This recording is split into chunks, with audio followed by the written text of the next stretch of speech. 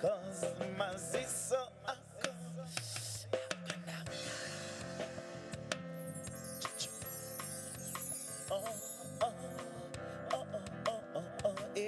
Nyenyezi zomugovera.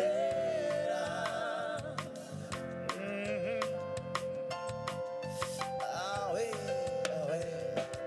Maziso ako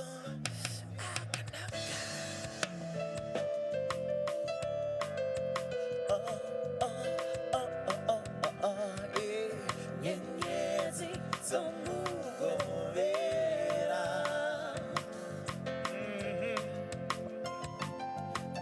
Awe.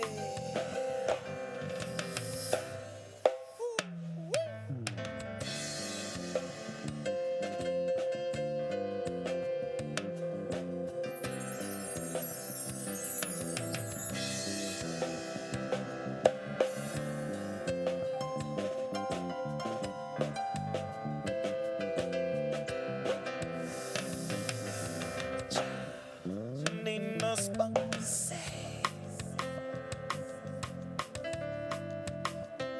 Ne carry on Can't you see pity Terera Nino Spanse Say oh ne carry on. Oh, oh. Can't you see pity?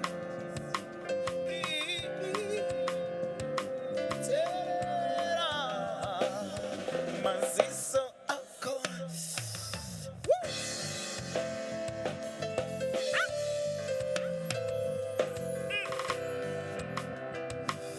Nyenyezi zomugovera.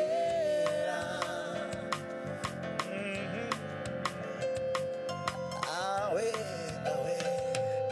Maziso ako akanaka.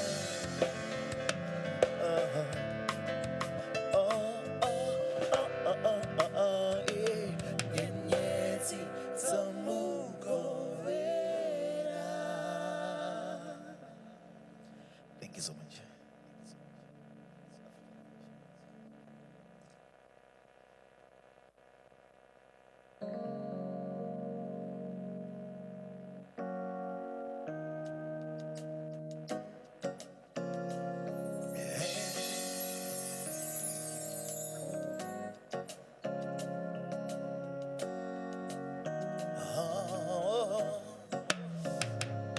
Chama kwanza kumira iyo nguva yachanze mutima iwandikis ni orode ondi tungenozo. Chama kwanza kumira iyo nguva yachanze mutima iwandikis ni orode ni chiorimi ondi tungenozo.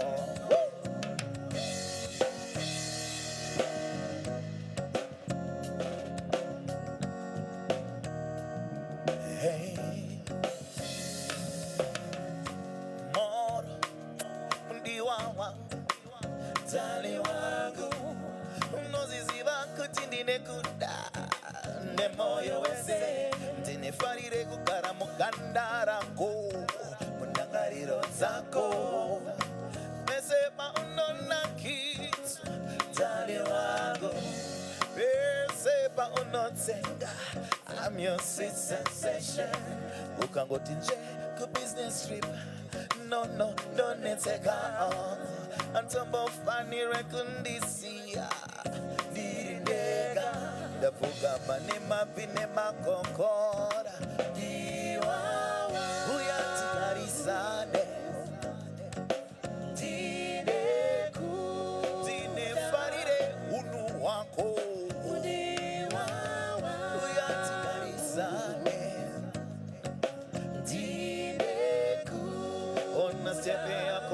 Super Monza, ona chimiro chako sana yo make bell. When I dream of you, need it. Oh, oh, oh.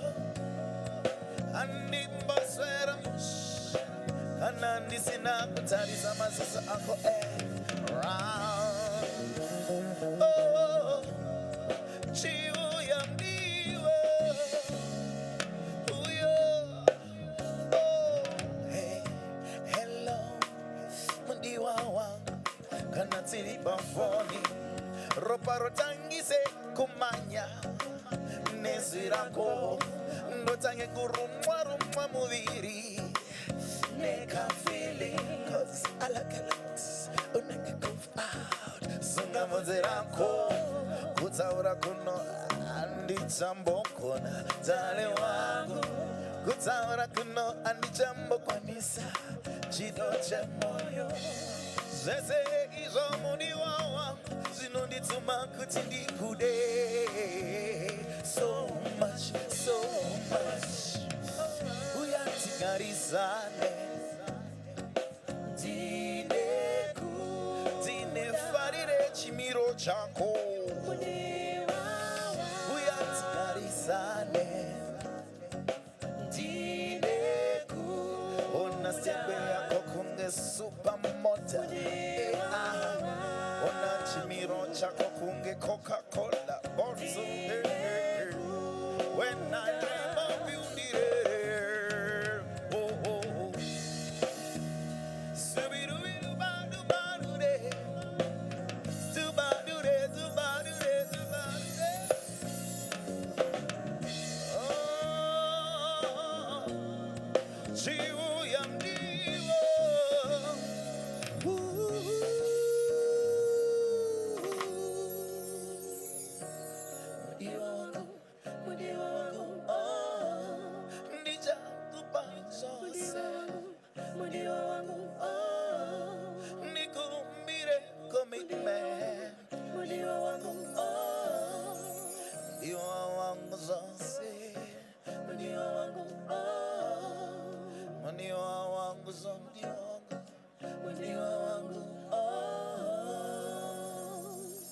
Thank you.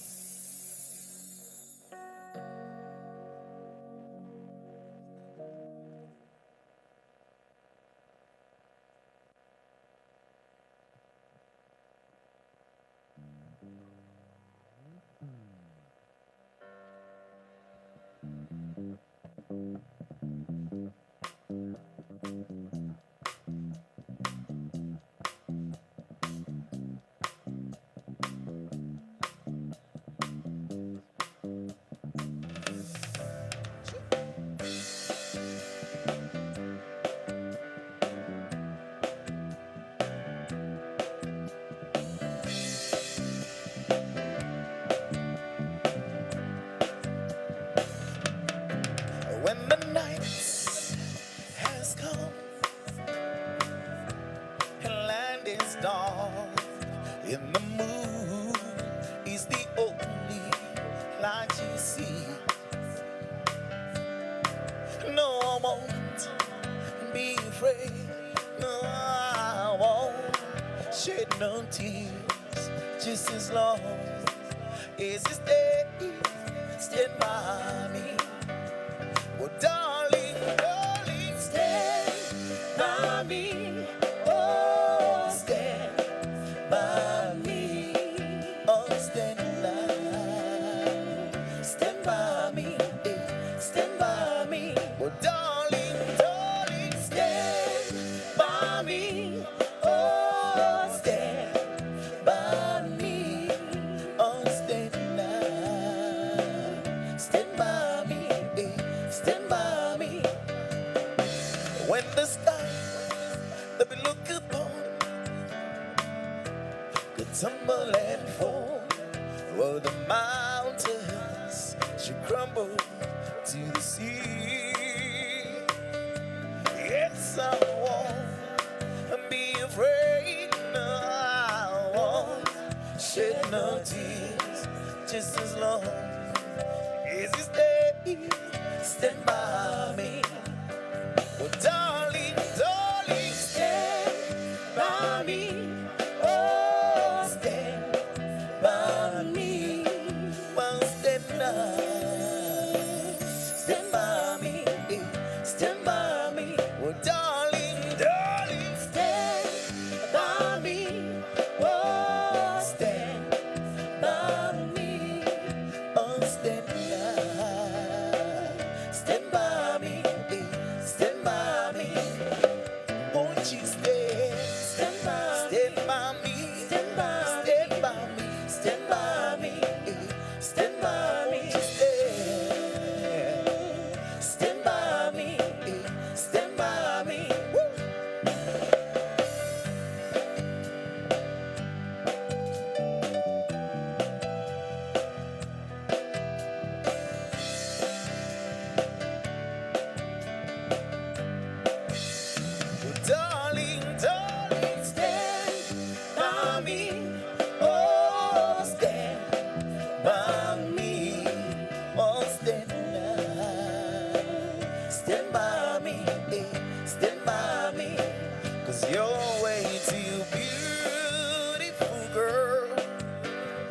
That's why it would never work, 'cause you got me suicidal, suicidal. When you say it's over, and them all those beautiful girls, they only wanna do you good, 'cause they got me suicidal, they got me suicidal. When you say it's over, oh, stand by me, stand by me, stand by me, stand by me,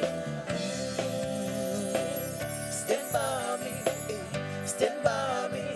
Won't you stand by me, stand by me, stand by me, stand by me, stand by me,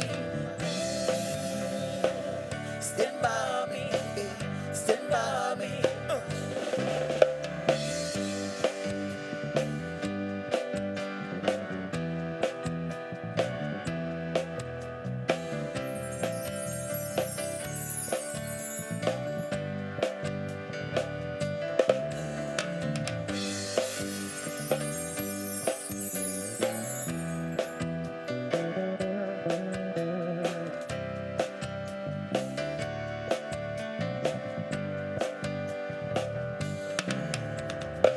Hey, stand by me. Oh yeah. Oh, when the night has come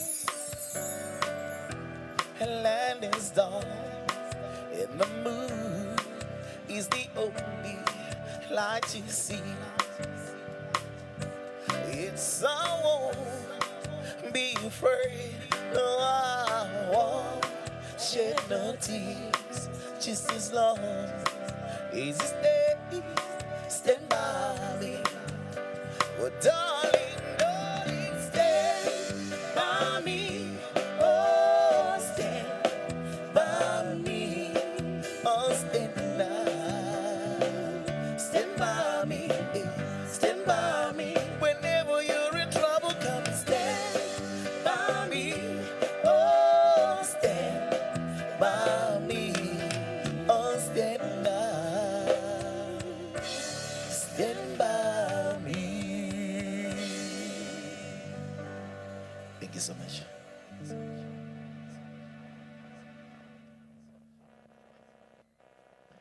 Ladies and gentlemen, Lelo Langa. Let's give them a big round of applause, ladies and gentlemen. A big round of applause, ladies and gentlemen.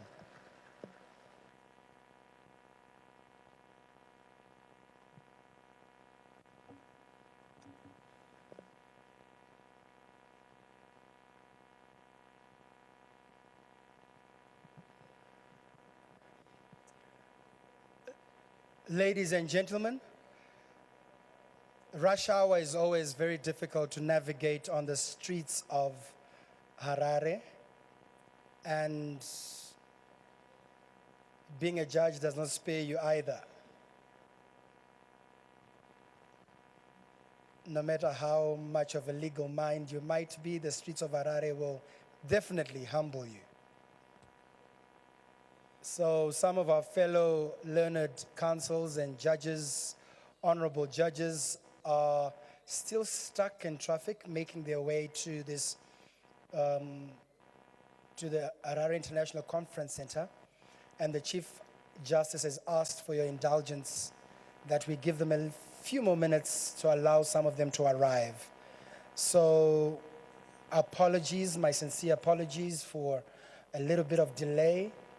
But in that same space, we will be serenaded and entertained by the band Lelo Langa, which they've just sung, Stand By Me. I could see a few honorable judges nodding their head, clearly showing us and giving away their years of when they were born.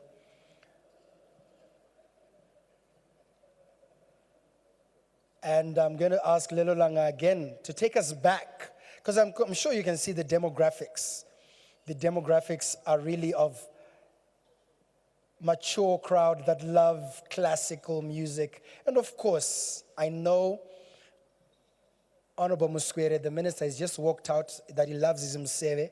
So you can play Mseve for Honorable Muskwere later, since he's a youthies. You can play him his Mseve later on. But for now, just serenade us and keep us entertained as we know that you're good at it. Ladies and gentlemen, Lelo Langa.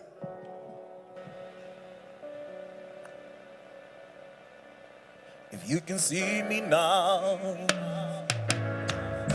the one who said that he'd rather roll,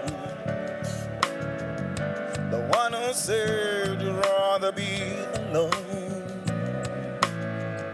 If you could only see me now, if I could hold you now, just for a moment, if I can really make you mine, just for a while and turn back the hands of time.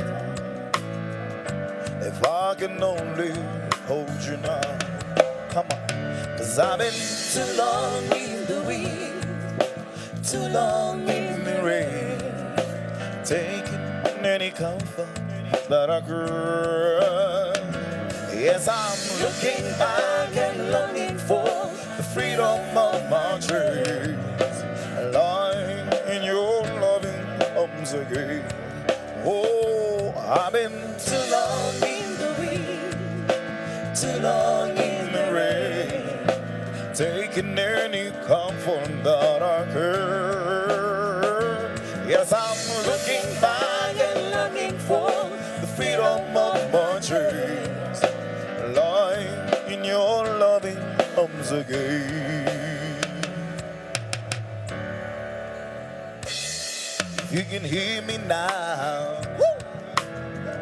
Singing somewhere through the lonely night, dreaming of the arms that held me tight. If you could only hear me now, oh, I've been too long in the wind, too long in the rain, taking any comfort that I heard. Yes, I'm looking back and longing for the freedom of my dreams, lying in your loving arms again. Oh, I've been too long in the wind, too long in the rain, taking any comfort that I could. Yes, I'm looking back and longing for the freedom of my dreams, lying in your loving arms again. I can almost feel your loving arms again. Thank you so much. Thank you for clapping those hands. Thank you so much. Thank you. Oh, come on. Thank you for those hands. Thank you. I was just checking if you're listening.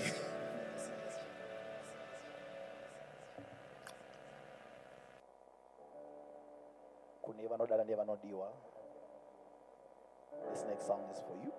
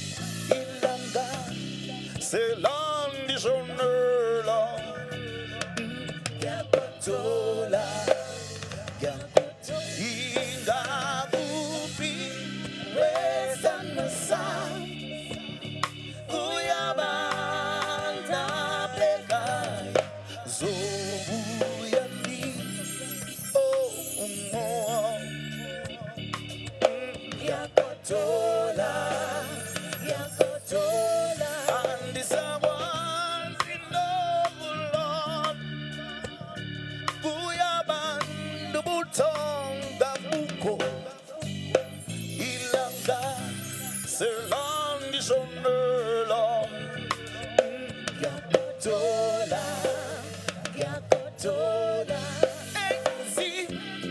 Zinzimama, oh, asimeme, oh, standa san, oh, standa san. Tenizi butumeza, oh, asimeme, oh, standa san. Igabubi, westanda san. Kuyabanda bekai, zobuyani, oh, toli wrong. Yakotola, yakotola, and this was in no long. Kuyabanda bultong dabuko, ilanga, selang disonela.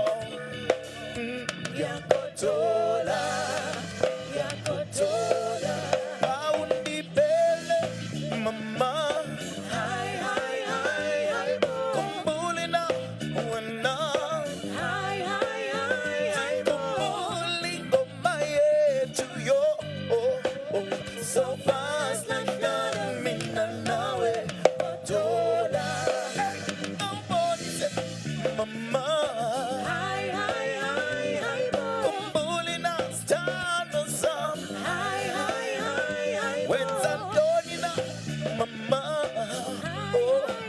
So fast like that, nawe, Kotola.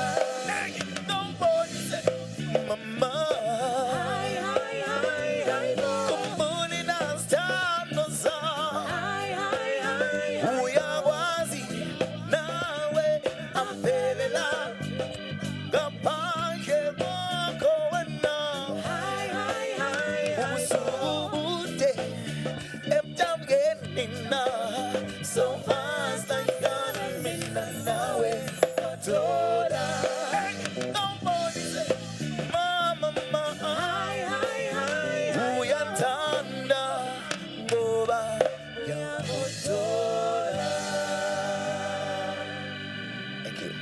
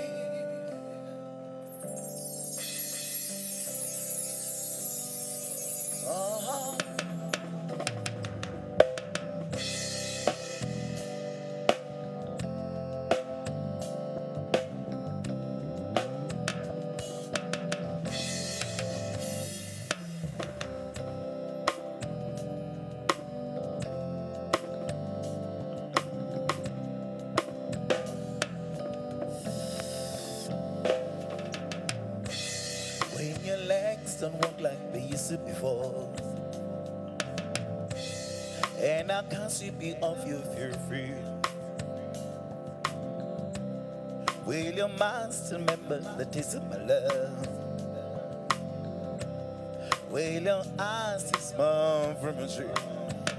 Well, darling, I will be loving you till we're 70.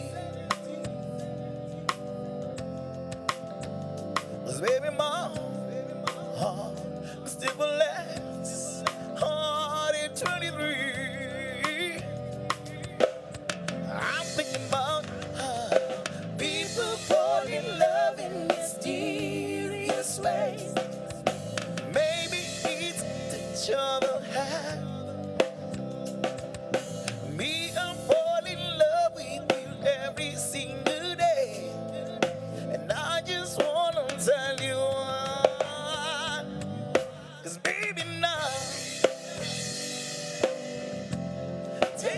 to your loving arms. Kiss me under the light of 1,000 stars. Oh, baby, place your head on my big heart. I'm picking up love, 'cause maybe we found love right where we are. 'Cause maybe we found love right where we are. When my legs are gone and my memory fades, and I can't sweep it off your feet. When my hands don't play the strings the same way, I know you will still love me the same. 'Cause baby, your heart will never grow cold, it's evergreen. Yeah. 'Cause baby, my heart forever in my mind and memory. I'm thinking about how people fall in love in mysterious ways. Maybe it's a touch of a hand. I just keep on making the same mistakes, hoping that you'd understand. Oh, baby, now take me to your loving arms. Hey. Kiss me under the light of 1,000 stars. Oh, baby, place your head on my big heart. I'm picking up love, 'cause maybe we found love right where we are. 'Cause maybe we found love right where we are. 'Cause maybe we found love right where we are. 'Cause maybe we found love right where we are. I've been really trying, baby, trying to hold back this feeling for so long. And if you feel like I feel, baby, come on, oh, come on, woo, let's get it on.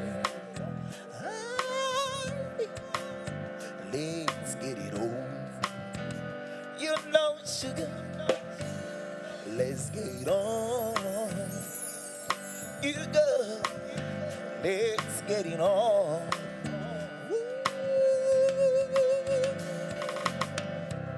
We are sensitive people, so much to give. Well, since we got to be listening, I tell you, 'cause there's nothing wrong with me loving you, baby, no, no, no. 'Cause you're giving yourself to me, you'll never be wrong if your love is true. Oh, baby, now I'm thinking about how people fall in love in mysterious ways. Maybe it's a touch of a hand. I just keep on making the same mistakes, hoping that you'd understand. Thank you so much.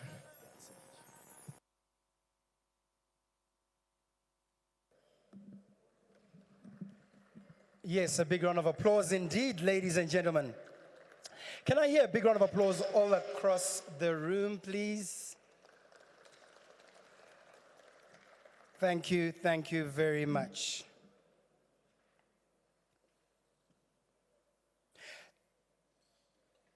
Ladies and gentlemen, if I may bring the house to order. If I may bring the house to order. And as we begin, I will ask that we be seated. And if I may ask our waitresses and waiters if they can move back to the back of the room, please.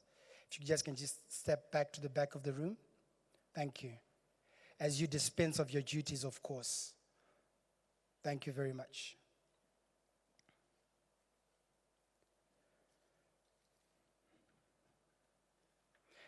The Chief Justice of Zimbabwe, Honorable Justice Malaba, the Minister of State for Harare Province, Honorable O. Chidau, Minister of Justice, Legal and Parliamentary Affairs, Honorable Ziyambi, Minister of Home Affairs and Cultural Heritage, Honorable Kazembe, Minister of ICT and Courier Services, Honorable J. Muswe, Honorable Judges here present, Prosecutor General, Honorable Kumbirai Hodzi, General, Honorable Advocate Prince Machaya, presented by Deputy Attorney General Diaz, JSC Commissioners here present, Chairperson of the Zimbabwe Anti-Corruption Commission, Honorable Justice Lois Matanda Moyo, and representatives of other commissions here present. Secretary of the Judicial Services Commission, Mr. W.T. Chikwana, Clerk of Parliament, Mr. K.M. Chokuda, Permanent Secretary in the Ministry of Justice, Legal and Parliamentary Affairs, Mrs. Virginia Mabiza, and all permanent secretaries here present. Commissioner General of Police, Commissioner T.G. Matanga, Commissioner General of the Zimbabwe Prisons and Correctional Services, Mr. Moses Chihovu, His Worship, Acting Mayor of Harare, Councillor Musarurwa S. Mutizwa, President of the Law Society of Zimbabwe, Mr. W. Magaya, represented by the Vice President of Law Society, Mrs. Ara Matambo.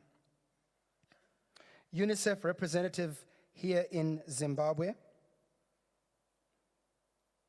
UNDP representative here in Zimbabwe.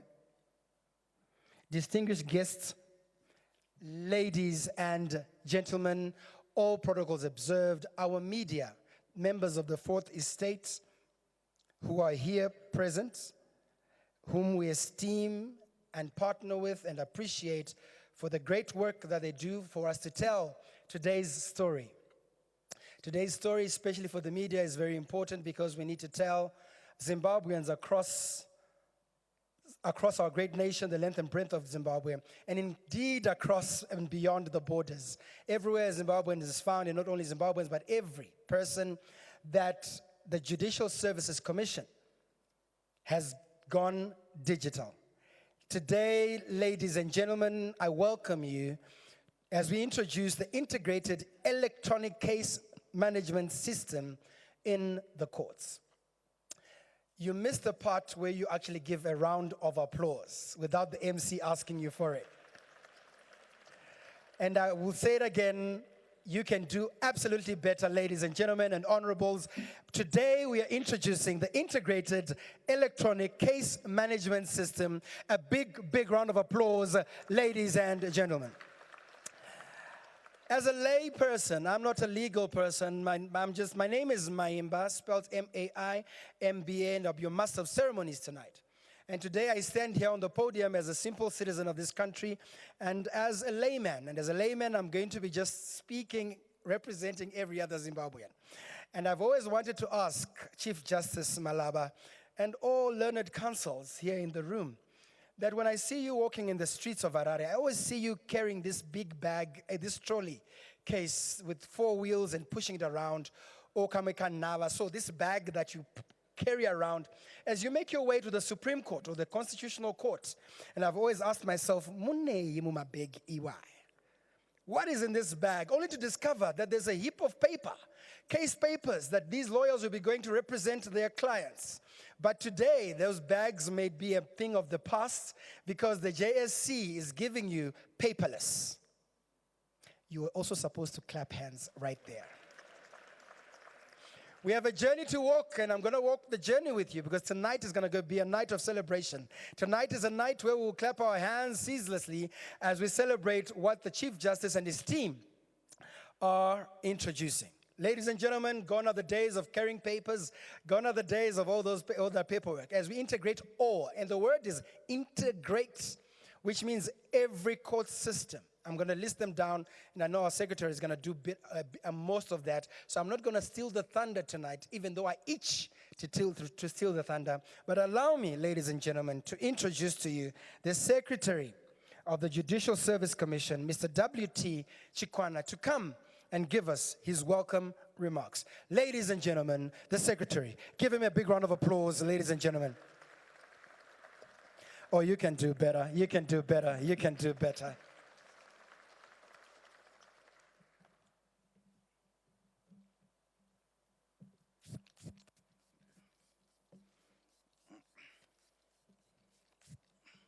Thank you, Mr. Maimba. You can do better. Please give me a round of applause.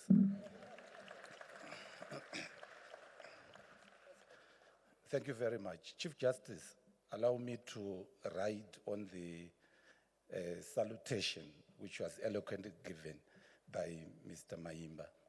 And my mandate this evening, ladies and gentlemen and distinguished diners, is simply to welcome you to this auspicious occasion. To us in the Judicial Service Commission, this is a celebration night. We have invited you today in order for us to celebrate together with our stakeholders on what is coming, that is the integrated electronic case management system in the Judicial Service Commission. But as I welcome you, I seek your indulgence so that I tell you a very, very short story of where we are coming from and how we come to be where we are today. When we came into being as the Judicial Service Commission, our distinguished diners, we decided to do very simple things in terms of rebranding the JSC and particularly the judiciary. We decided to carry out some very small things, but critical to the people of Zimbabwe. Historically, our courts were known to be courts in high state of dilapidation. Historically, our courts were known to be courts where the members of staff were very inefficient. And historically, our courts at times could not be located within the entire country, especially our district courts. We then decided that we needed to transform the courts. We needed to rebrand the courts. And a couple of years ago, we came together, led by the Chief Justice, and started this journey. Very small things. I say very small things because we simply agreed amongst ourselves as members of the JSC that, guys, when we receive correspondence from legal practitioners, from litigants, from members of the public, let's agree that we are supposed to respond to that correspondence within 24 to 48 hours. We agreed on that. Very small, but the impact was far and big. When we started doing that, we began to get feedback, especially from legal practitioners, in which they were so happy with the manner we were responding to queries, to complaints, to letters which, were questioning about so many issues that happens within our courts. We then said, okay, there was a time when I have some friends who are legal practitioners. At one time, they showed me a picture of Harare Civil Court at 4th Street. That picture made me very sad. They showed me some chairs which, were not fit for human beings to sit whilst they were litigating in our courts. Those were the chairs that were being used by our legal practitioners. They showed me a bench which was being used by our judicial officers, the magistrates. We then said, guys, let's look for money and just start the process of refurbishing our furniture, of purchasing new furniture, so that when our judges, when our magistrates, when our members of staff are at their workplaces, they do so comfortably with proper furniture that was fit for our courts. We also said when litigants, members from the National Prosecuting Authority, members from the League of Fraternity, when they come to court, they have to be comfortable as they are litigating in our courts. You would agree with me, ladies and gentlemen, that a lot has been done by the Judicial Service Commission in terms of improving the ambience of our courts, in terms of getting proper furniture for our courts. We go to Harare Magistrates Court, we have very good furniture. But I tell you examples, there are so many examples that we have. Harare High Court, Bulawayo High Court, Trade Gold Magistrates Court, Mutare Magistrate Court. When we opened Mutare High Court, you know, the furniture there, everyone was talking about it. It was the state-of-the-art furniture. And colleagues within the region were asking us how we had managed to do it. We also agreed, distinguished diners, that we need to decentralize. Justice must be accessible to all the people in Zimbabwe. Let's decentralize. Let's decentralize the High Court. Let's decentralize the Magistrates Court. And as a result, we now have new courts like Inyati in Bulawayo. We have new courts like Chimanimani in Manicaland, Mutasa in Malikand, Concession in Mashonaland Central. All those courts were not in existence then, but we had to open all these resident magistrates' courts so that we take justice as close to the people as possible. We are in the process of decentralizing the High Court. We have the High Court in Masvingo, we have the High Court in Mutare, we have the High Court in Bulawayo, we have the High Court in Harare, and most recently, we opened the High Court in Chinhoyi. Today was we are very proud of today when we had the Judge President of the High Court officially opening the High Court in Chinhoyi. These are some of the beautiful things that we have been doing as JSC, quietly rebranding JSC. I understand most of us may not be aware of these things because there are competing interests in the courts.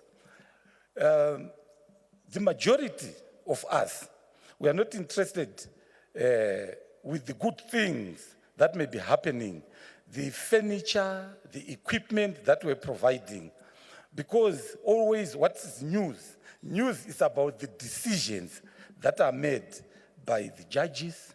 News is about the decisions that are made by the magistrates. So us as members of the Secretariat of the Judicial Service Commission, we've always lost the race. The race is about Chief Justice Malaba and the decisions that he has made against the chairs, the beautiful chairs and the ambience that the JSC has tried to put across. And of course, Chief Justice would win. The rest is about the decisions that are made when bail is denied at Harare Magistrates Court against the beautiful chairs that the litigants are seated on as bail is being denied at Harare Magistrate Court. Obviously, the news is about bail, which has been what? Which has been denied. So I thought I would just share, there are so many things that we have done in the JSC to improve the efficiency of our courts, to make sure that the service that we give to the public is as efficient and as effective as possible. Where were we going? We were going to the day for which we are here today. That's where we are going. Because one of the key things that we discovered as we are analyzing our systems is at times our systems, they fail because of the human element, because of the intervention of the human being, and our systems, they would fail. They would fail, we would become inefficient because probably the human being who is supposed to perform a certain task lacks the necessary skill to do that. Maybe the human being who is supposed to perform that task maybe is demotivated because the salaries are low. Maybe that human being who is supposed to do that piece of work to make sure that our courts are operating at optimum level could not do it because the human being decided to be greedy and end up involved in corruption. What would then be the result? Court files would go missing. Documents would go missing. Pleadings would go missing. And the description that would then be given to our courts is that our courts are inefficient. Because you go to the court, you can't find your record. You go to the courts, the pleadings that you filed yesterday were not before the judge. These are some of the pitfalls that we have gone through. And we said, look, let's minimize the intervention of the human being. Let's minimize and improve the efficiency of this system. That's how we came to be talking about the integrated electronic case management system. Ladies and gentlemen, this system that I'm talking about today is a game changer. We did start a journey in which we're transforming the judiciary, in which we're transforming our courts, in which we're rebranding our courts. We are at the pinnacle of that journey. Yes, we may not have arrived. We may not have arrived. I told you about the need to respond to letters within 24 to 48 hours.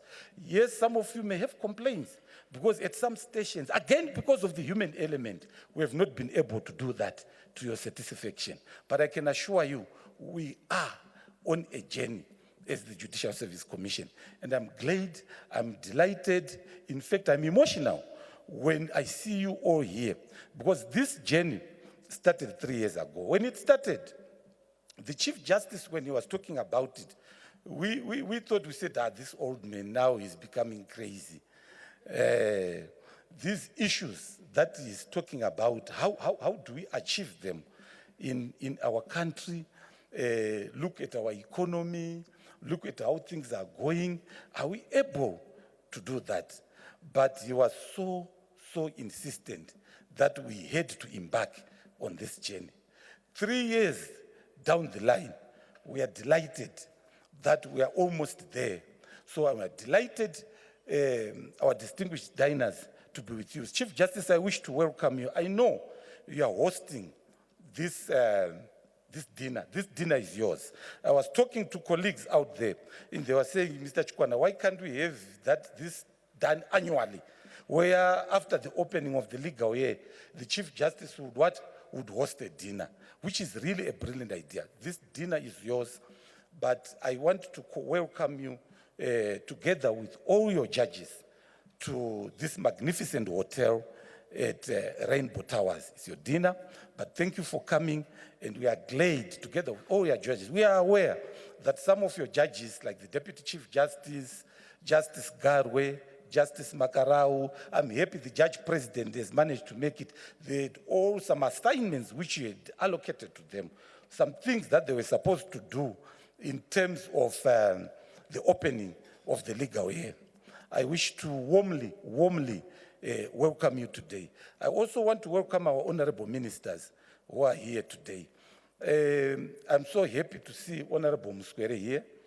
He's the minister in charge of the ICT. I say I'm so happy because in the recent past, we have been training. We started the training of our judges on how to, some of our judges, some of course, they are quite knowledgeable, but some like myself, we don't know how to manipulate and use a computer. So we approached the minister and requested the minister to assist us to start this process of training our judicial officers. He graciously accepted and mandated the permanent secretary to lead the process. We were given a team of people who have been training our judges from August last year. The minister promised us that every time after 1 week when training is done, he was going to be available to issue certificates of attendance to the trainees. And we thought he was bluffing, being a minister, of course, and particularly being a politician. But the minister would always come, he would always avail himself and presented the certificates. I think in November or October, the minister then made a promise. He then told us through one of our judges, Justice Mafusire, who has been leading us in this process of IECMS, that look, he wanted to provide computers and laptops to our judges and our magistrates. This time, I knew that the minister was not bluffing. And without seeking to bribe you, Honorable Minister, I want to thank you in advance for the computers and the laptops that you very soon be providing to the Judicial Service Commission. We also welcome you, Honorable Minister Kazembe. I'm told they call you KK. And I'm told this name might have come up in the very recent weeks when you were so busy in Mashonaland Central. We are happy to have you, Honorable Minister. We are also happy to have you, Justice Matanda Moyo. Justice Matanda Moyo is our daughter. She has been borrowed by the ZAC, but she knows where she belongs. Kana waroorwa judge, kana zvanetsa musatye kudzoka kupi kumba, because we'll always be there for you. Thank you very much, Honorable Prosecutor General Mkoma Kumbirai, for your attendance today. You are one of the key stakeholders in this IECMS system, and we are so glad that you could make it. I also want to thank my two brothers, Vachihovu na Matanga, for availing yourself this evening. You are the custodians. One is the custodian of the criminal justice system in making sure that crimes are not committed. But when you fail, then Vachihovu becomes the custodian of your failures. He looks after all those that would have committed offense. We are so proud to be with you today and for you to have attended. Okay, is everything okay? I thought I had said something that Vamatanga did not like. I also wish to welcome, I don't know whether Mrs. Mabiza is here on behalf of the minister. If she's not here, I know she's on her way. We want to welcome her in absentia. And I particularly and especially want to welcome our legal practitioners. The IECMS, ladies and gentlemen, is yours. You are represented today, led by your vice president. I'm told the president is tied up elsewhere. Our legal practitioners, Chief Justice, are those people who are representing our grandmothers, who are representing our fathers, who are representing the widows, who are representing the indigent. Our legal practitioners are the people who will be using this system on a daily basis.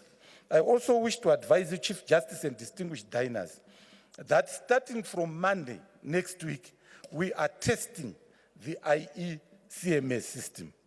We have invited the law to participate in this testing process, where we are requesting the law firms that when you are filing, for example, a notice of appeal at the Supreme Court manually, we would also ask you to do so through the system.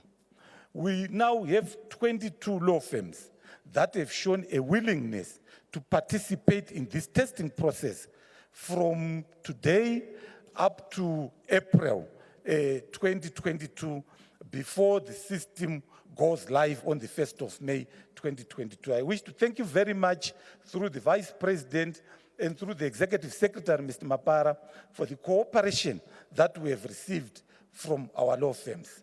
And please help me just to give a pam-pam to the lawyers who have agreed to help us to kickstart this process. Having said that, allow me to welcome each and every one of you to this function. This function is yours. But before I go back to my seat, I seek your indulgence, and I would want to thank the team that I lead, members of the Judicial Service Commission, Chief Justice would not be here, would not be where we are today without those boys and without those girls. Where are my managers? Where are you guys? The managers of the JSC, are they in here? The managers, where are you? Just stand up, guys, for people to see you.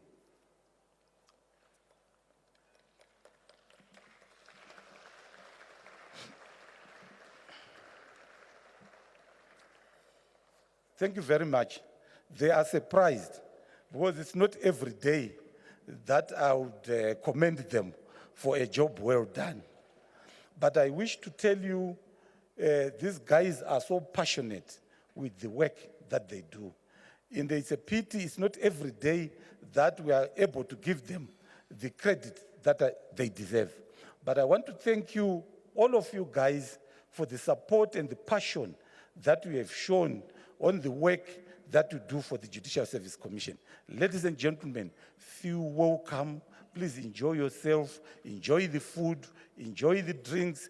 I hope you have a wonderful night. By the end of the day, by the end of this evening, I am pretty sure that you would not regret and ask yourself, why did you come? Because definitely you would have enjoyed yourself. Thank you very much.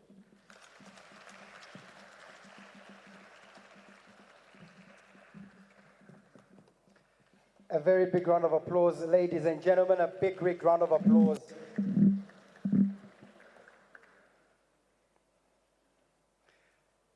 Thank you very much. That was the Secretary of the Judicial Service Commission, Vachikwana, who is now being reprimanded by the Chief Justice.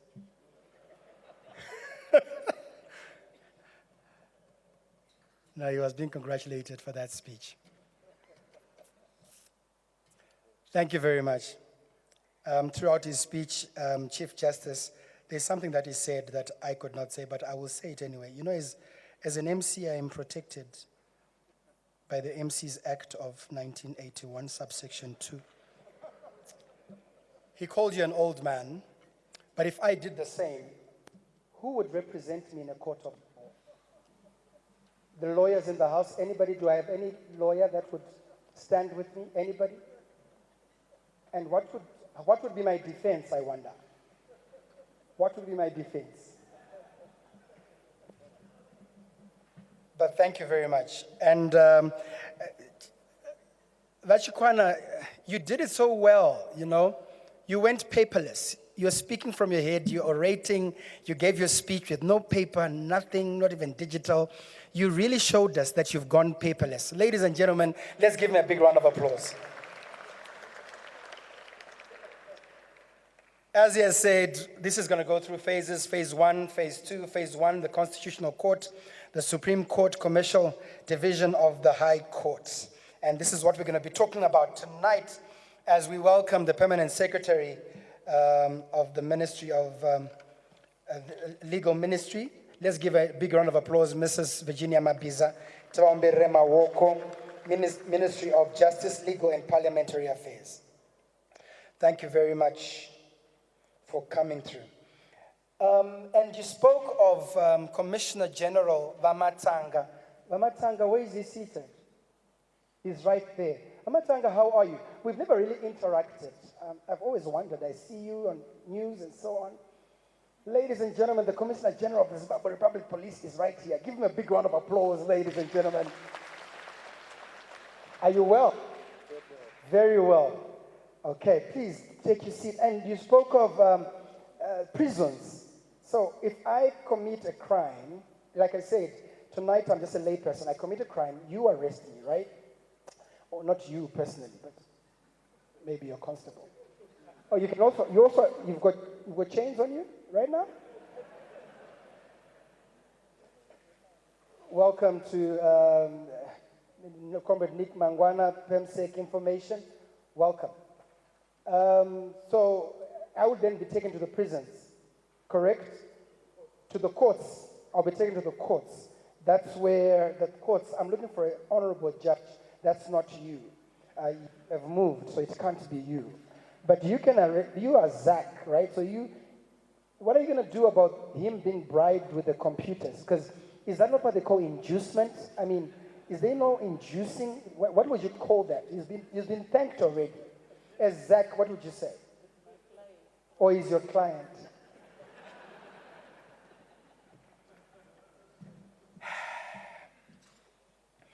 Okay, so I would go to the courts, of course, the court system. Finally, I would go Kunabachi Hovu, the Commissioner General of Zimbabwe Prisons. Where is Vachi Hovu? Where is he seated? Oh, you're sitting together. Amatang and Vachi Hovu, we are side by side. Sharing notes. You chose, is this part of the sitting plan, or you saw each other and you said,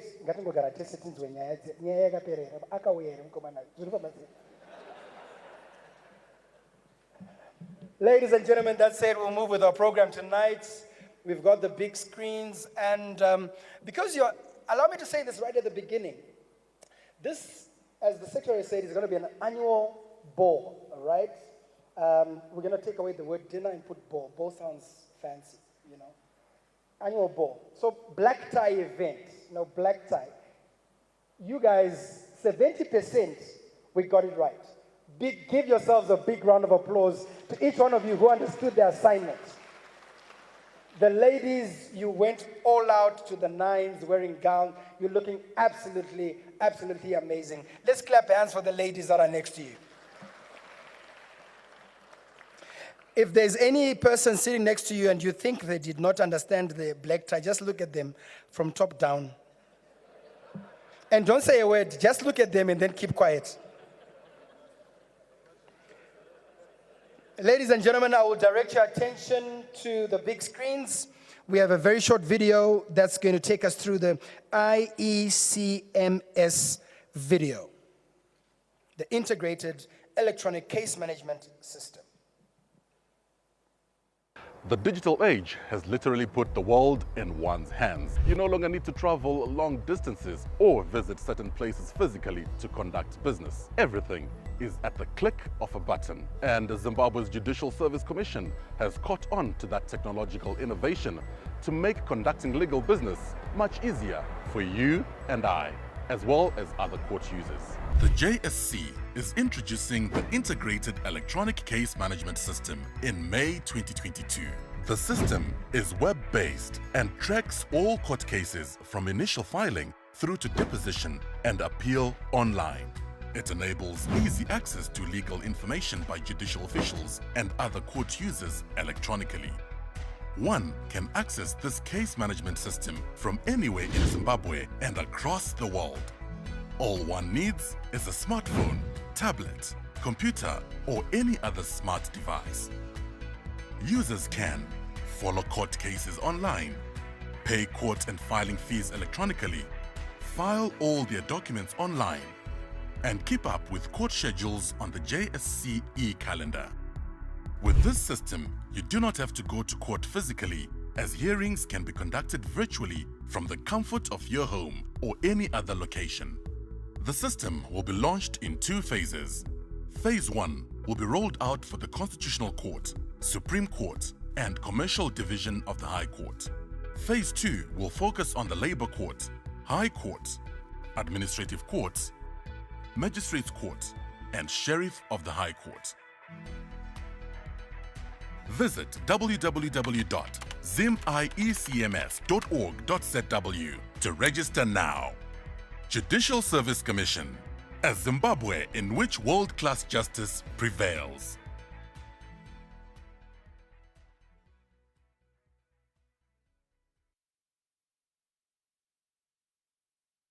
www.zimiecms.org.zw to register now. Judicial Service Commission, a Zimbabwe in which world-class justice prevails.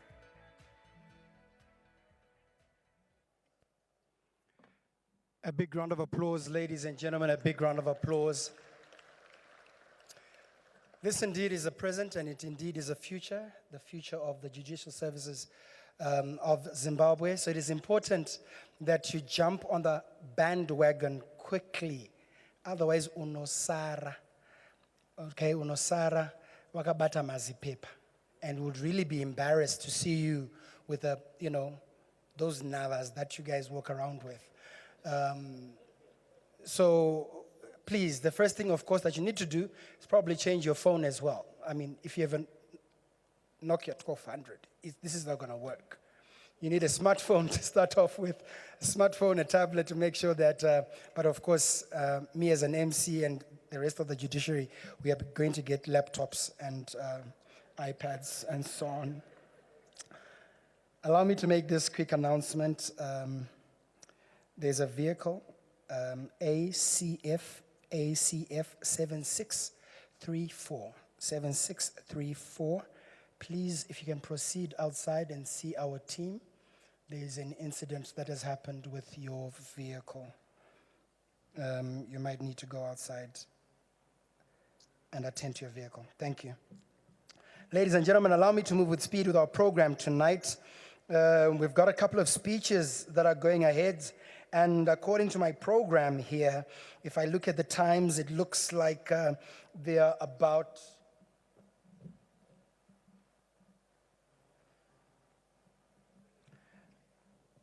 if I look at my program, it looks like every speaker has got about 5 minutes to make their presentation. That means you would obviously, if you were to then do the 5 minutes and go into Vachkwana's speech, you'd probably do times 5 of that. So, but you are 5 minutes. Like we said, our dinner tonight is a la carte. It's a la carte, so our waiters and waitresses, they will be coming to you and asking, obviously there's the menu. Please choose what you'd like to eat tonight. This is the Chief Justice's ball. We don't take you to a buffet. We don't queue you up. We let you sit and we treat you like kings and queens and like honorables that each one of you is tonight. So please choose as you please. Dinner is absolutely paid for courtesy of the Chief Justice. Chief Justice. So please go through the menu. Our waiters are coming through. They are taking your order, and then the meals are going to come through. Allow me to call on our next speaker, the Commissioner General of the Zimbabwe Republic Police, Commissioner General G.T. Matanga. Tvombere mawoko as he comes through.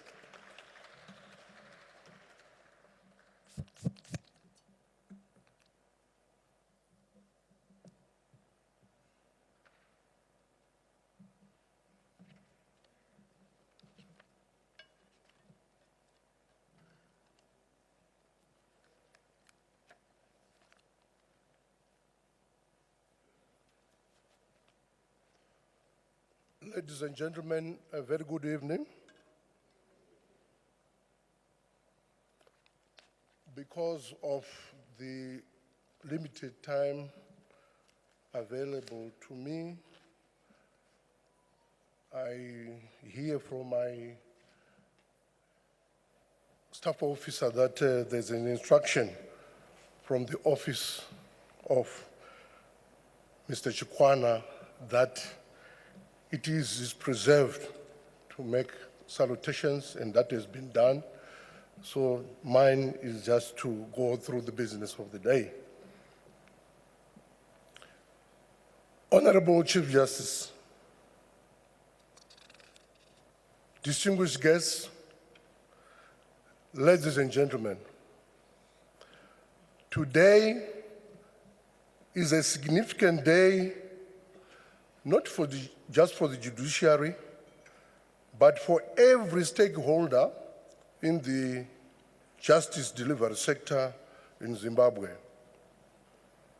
I am delighted and honored to be afforded this opportunity to speak to such a wonderful gathering of stakeholders involved in the justice delivery system who are keen to coordinate the strengthening of justice delivery to the people of Zimbabwe through the digitalization of the courts.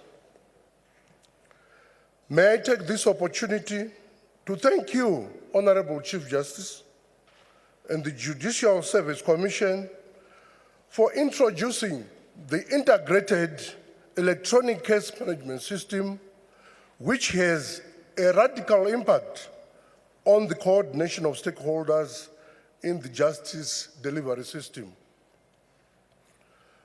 The integrated electronic case management system, which I have been informed will be rolled out in phases commencing the first quarter of 2022, will connect all institutions in the justice delivery system, including the Zimbabwe Republic Police, a development that will render court processes to be faster, reduce paper consumption, and allow electronic surveillance of cases by our investigators. As it stands, Honorable Chief Justice, sir, so much time is spent by police officers following up on cases at court stations, retrieving warrants of arrest, making applications for warrant of search and seizure, amongst other things, processes which should be handled electronically in this day and age. The implementation of the integrated electronic case management system will result in the automation of these processes, thereby accelerating our investigation processes. Further, what is exciting about this innovative development is that the integration of the Judicial Service Commission database with that of the police will not only improve efficiency by enhancing information accessibility, but will also serve as an analytical tool to monitor our work progress. The COVID-19 pandemic has presented unprecedented challenges to our justice delivery mandate. Business has not been conducted as usual under COVID-19. During the course of the year, court operations had to be scaled down to reduce the spread of the pandemic. This caused significant delays in the completion of criminal cases before the courts, consequently derailing the delivery of justice to the people. The rolling out of the integrated electronic case management system by the Judicial Service Commission will ensure the return of normalcy in operations, ensuring once again an efficient and effective justice delivery system in the country. This is because criminal trials, including bail applications and initial remands, can now be done virtually. I am told the system will be able to detect repeat offenders, or offenders. I think you need to clap your hands on that. And I will repeat. I am told the system will be able to detect repeat offenders or offenders wanted in other jurisdictions during police investigations, prosecution preparation, or trial. The Judicial Service Commission has therefore made the execution of our duties as the police service in Zimbabwe much easier. Let me take this opportunity to also thank the Judicial Service Commission for increasing the number of courts in our country, a move which ensures expeditious prosecution of cases. Our police officers no longer travel long distances as they take accused persons to court. Accused persons who appear before the courts are therefore prosecuted timeously in line with the Constitution. This subsequently results in effective maintenance of law and order in the country. Honorable Chief Justice, sir, distinguished guests, ladies and gentlemen, in concluding my brief remarks, allow me to assure you that as police, we rally behind the integrated electronic case management system, and we will work hand in glove with the judiciary from the piloting of the project till its full implementation. I thank you for organizing this event and wish you all the best in the year 2022. I thank you all. Tinotenda, siyabonga.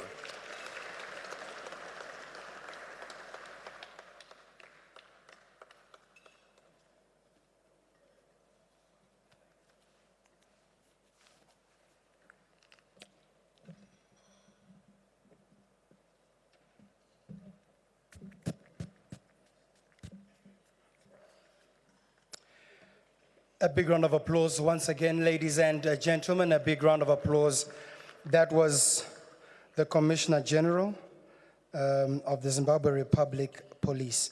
Allow me, ladies and gentlemen, to move to the next speaker. This is the Commissioner General of the Zimbabwe Prisons and Correctional Services, Commissioner General MCN Chihovu. Let's give him a big round of applause, ladies and gentlemen, once again.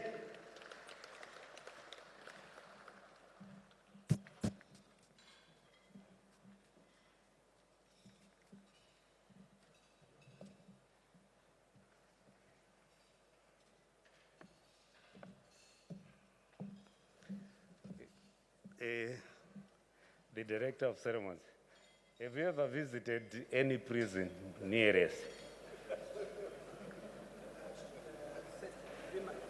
Okay, I can invite you to come and visit one.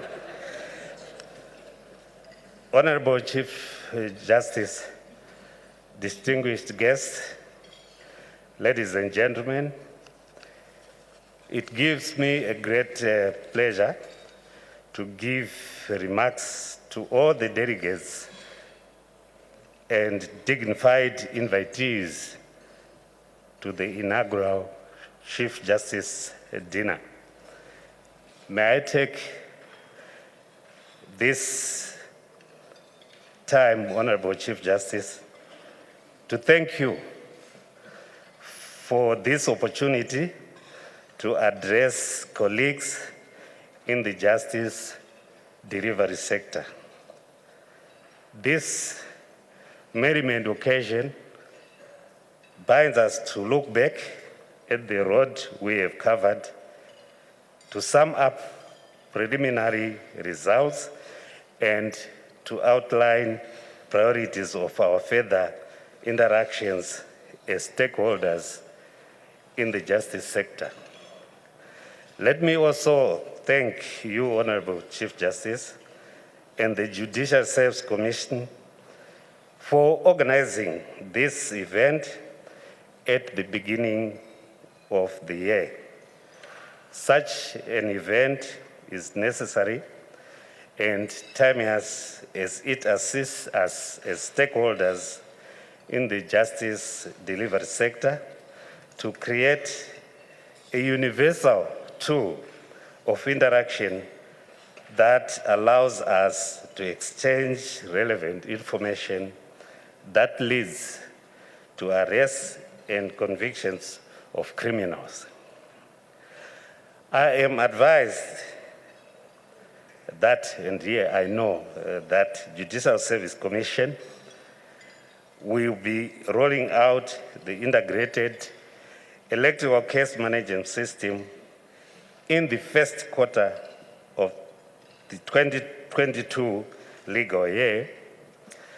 We embrace this system as Prisons and Correctional Service because it integrates us with other stakeholders in the administration of justice, especially the courts. This is commendable. Did, despite inmates losing their right of movement, they remain human beings who also have the right to be heard and to be treated justly. The services currently being offered by the JSC has seen inmates being assisted to obtain their transcribed records of proceedings from the courts for the purpose of exercising their rights to appeal. It has also assisted inmates in so many ways, further enhancing the quality of justice delivery in the COVID-19 era. It's such, the introduction of the IECMS is a step in the right direction. I am advised that the system shall be a unifying platform that will service all justice sector institutions, including the Zimbabwe Prisons and Correctional Service. As I stand before you today, I am happy to report that equipment for virtual courts has already been set up at Harare Remand Prison and Chikurubi Maximum Prison.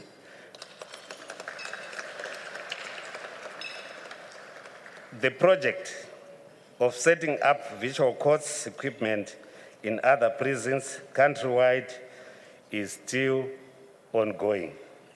I commend the JSC for being one of the few organizations that has adopted an automated case management system at such a huge level. I am informed that the system will enable prison service to retrieve data, guaranteeing non-duplication of data. The system will automatically pick up the particulars of particular sentence being served, crimes committed, and the prison where the inmate is stationed. And also has been said by Commissioner General Matanga that at least we'll be able to pick some of the inmates who are, whom we say those are recidivists, who will be coming back. It will be easy for us to identify them. So I would want to thank you, JSC, for introducing this system. It will provide timeous and effective service delivery because the courts will no longer just rely on the manual services, which always requires the presence of a human who are in turn limited to only working hours and working days.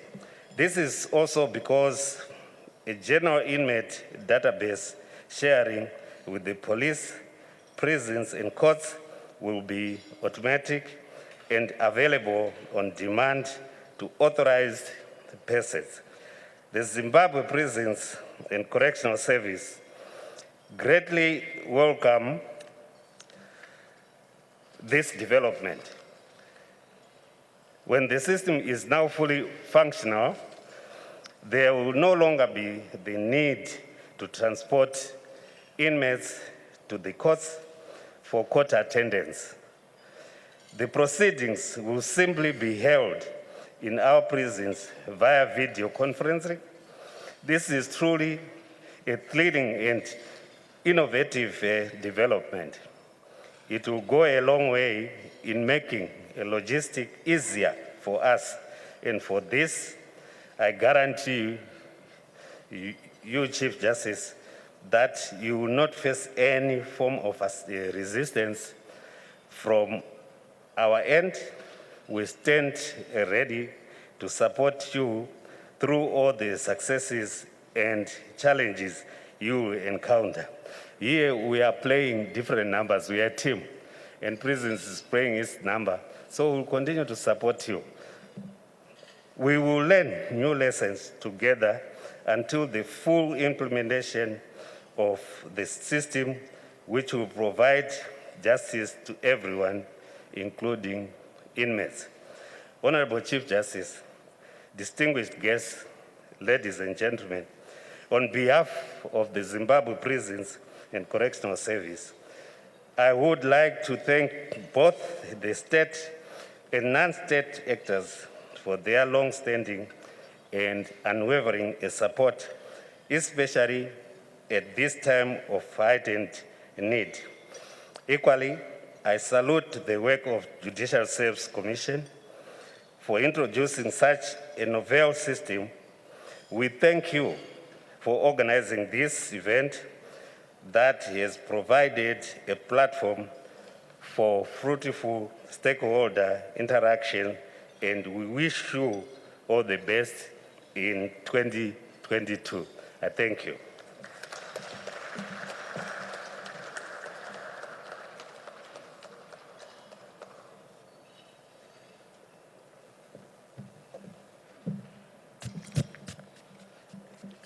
Tivambire mawoko zvekare. Sichayi zandla. Big round of applause, ladies and gentlemen.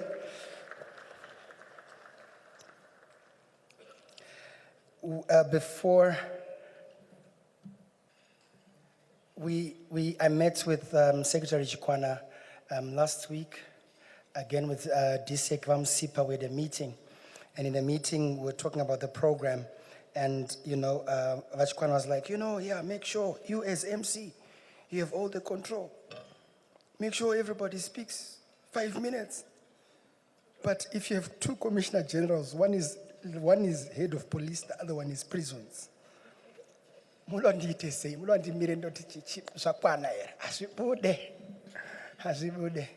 A big round of applause to our two commissioner generals, ladies and gentlemen. Once again, thank you so much for that. Again, an endorsement of this electronic system. It's, as the word, which is very key, it's integrated, which means that every sector of our legal services is working together to make this work. So that takes the JSC, that takes the police, that takes prisons, that takes the Law Society of Zimbabwe, that takes everybody. Constitutional Court, High Court, Administrative Court, Labor Court, every court system comes into this integration, and with one purpose in mind, to make sure that we go paperless. He's spoken about virtual courts, especially now with the pandemic. This is very, very critical and important that, cases get tried whilst they are in Shkurubi. Vachikwana spoke of Inyati in Blawayo. I will take you up on your offer. I will come and visit. Which one is the nice one? Which one is the nice prison? Konmara, right? The one I can walk in and out and, do my banking and so on. I think I'll go to Konmara. The famous Konmara. Again, if you don't know about Konmara prison, and the stories with it, that also reveals how old you are. That's it, ladies and gentlemen. As we are having our starters, and we're about to go into the next, allow me to just ask our band Lelo Langa to play us a piece. Ladies and gentlemen, let's give them a big round of applause. Lelo Langa. Or you can do better. You can do better all around the room. At the back of the room, can I see a reverberation of hands? A hand clap to Lelo Langa. Thank you.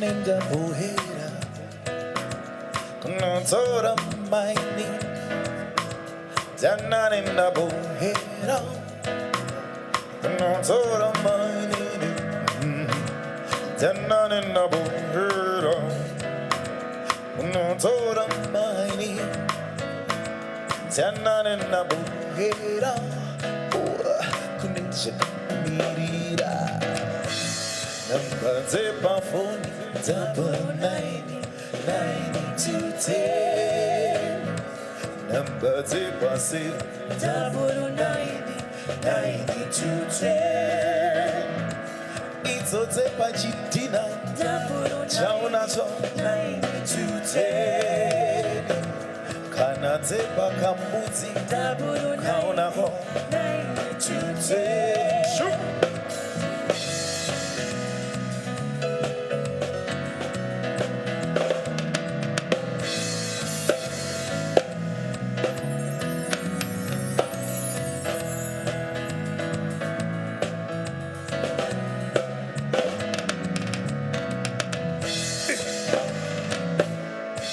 Nenda buhera, kunotsora mbaini. Sana nenda buhera, kunotsora mbaini. Izwe, sana nenda buhera, kunotsora mbaini. Iwe, ndinawena kubuhera, cause kunesha kanibirira. Zepa phone 99210 Number zepa say 99210 Itso zepa chitina Chauna cho 99210 Number zepa phone 99210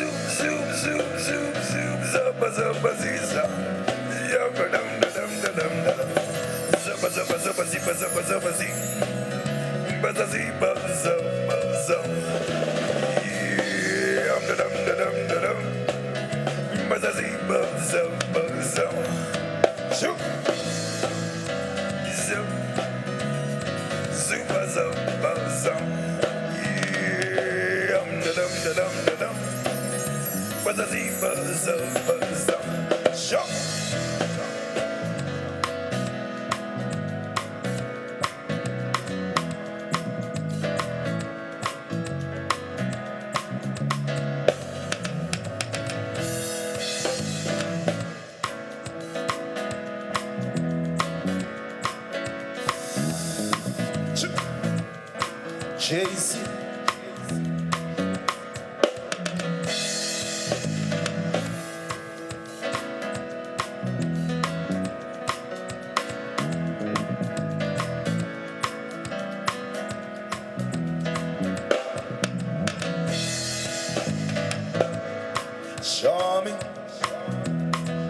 Show me so when I'm there, up in this one deep wood.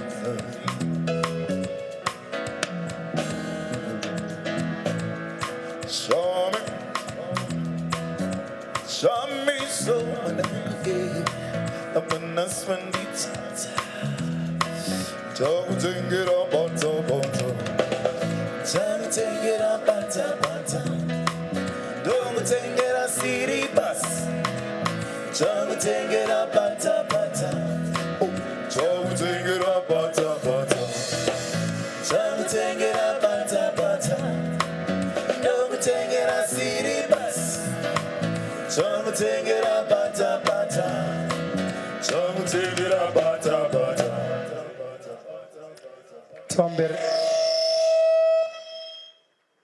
Twambere Mawoko. A big round of applause, a big round of applause, ladies and gentlemen, a big round of applause. Ladies and gentlemen, as you are enjoying here, the Rainbow Towers, their greeting is a refreshing day, a refreshing evening. So as you're enjoying the refreshing food, allow me to move on with our program as I invite for the presentation from the Law Society of Zimbabwe, Mrs. Ara Matambo. Mrs. Ara Matambo. Let's give a big round of applause, ladies and gentlemen.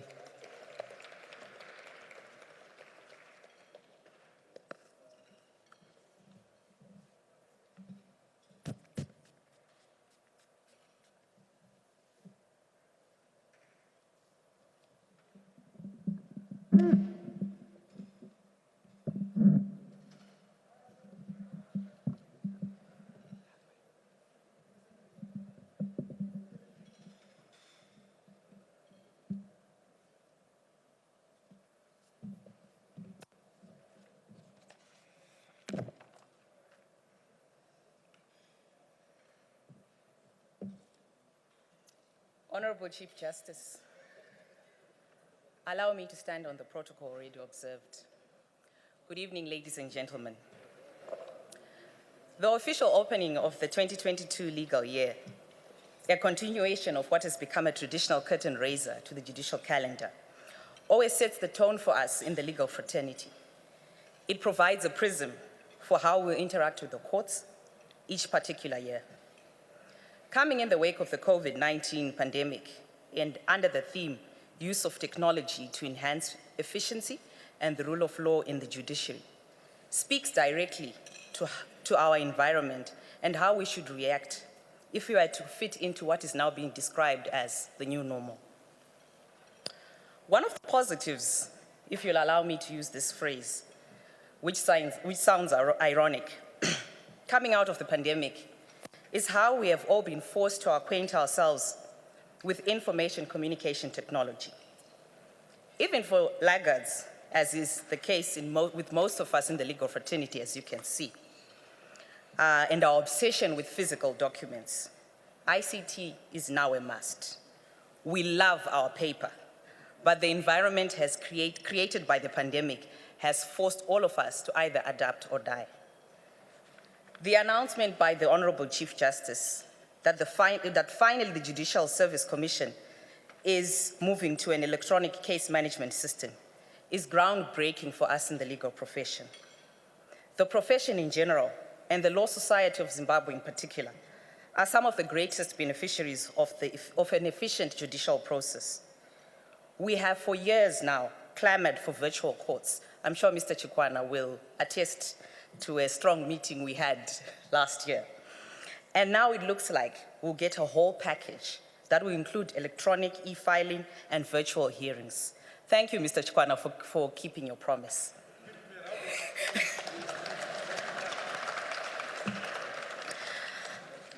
As already alluded to by the Chief Justice earlier today, Section 190 of the Constitution requires the JSC, among other functions, to promote and facilitate the independence and accountability of the judiciary and the efficient administration of justice in Zimbabwe. In insisting on the independence of the judiciary, the framers of the National Governance Charter wanted to deepen and enhance the rule of law, a key pillar of democracy. We in the legal profession could never have asked for more than this, and hope our actors in our judiciary will, in the discharge of their duties, always remember this. The introduction of the integrated electronic case management system is a giant leap forward for the legal profession, as well as the rule of law and access to justice in Zimbabwe. Ordinary Zimbabweans deserve, in our view, nothing less. The Law Society has also introduced training programs for its members, remote working guidelines for legal practitioners, and ICT policy directives for law firms, so that their engagement with the new system which is being launched here is seamless. There should be as little disruption to the process as possible. We welcome the training that the Chief Justice referred to earlier today. The Law Society has also put in place a policy requiring all lawyers to possess either a smartphone, laptop, tablet, or desktop as key equipment for opening and running a legal firm. We are thus confident that legal practitioners will be able to interface with the new system without any difficulty. In the unlikely event that a law firm does not have compatible equipment, they will certainly benefit from the centers being set up by the JSC across the country. We applaud the JSC for their attention to detail in coming up with the IECMS. We must not forget that a system is only as good as the people implementing it. And as such, we also welcome the Chief Justice's remarks on the importance of the welfare of the judiciary and members of the judicial service in general. An adequately remunerated judiciary is less likely to fall victims to the temptations of lethargy, inefficiency, and most importantly, corruption. Although we would have wanted the system to start on the 1st of January as initially planned, we accept that the pandemic has made it difficult to stick to the agreed deadlines. The Law Society of Zimbabwe commits itself to working with the JSC in the smooth implementation of the integrated electronic case management system.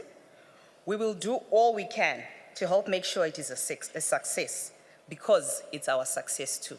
Thank you.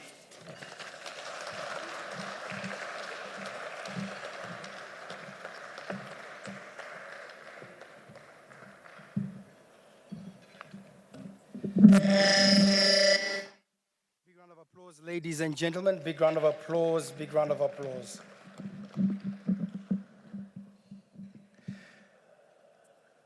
That was a private joke at that table. That was speaking for the Law Society of Zimbabwe, Mrs. Matambo. Twambire Mawoko Zekare, ladies and gentlemen, Twambire Mawoko. Thank you very much. That said, allow me, ladies and gentlemen, to move with speed in our program and invite a celebrity amongst us. Ladies and gentlemen, Honorable Mrs. Justice L. Matanda Moyo, the chairperson, Zimbabwe Anti-Corruption Commission. Big round of applause, ladies and gentlemen.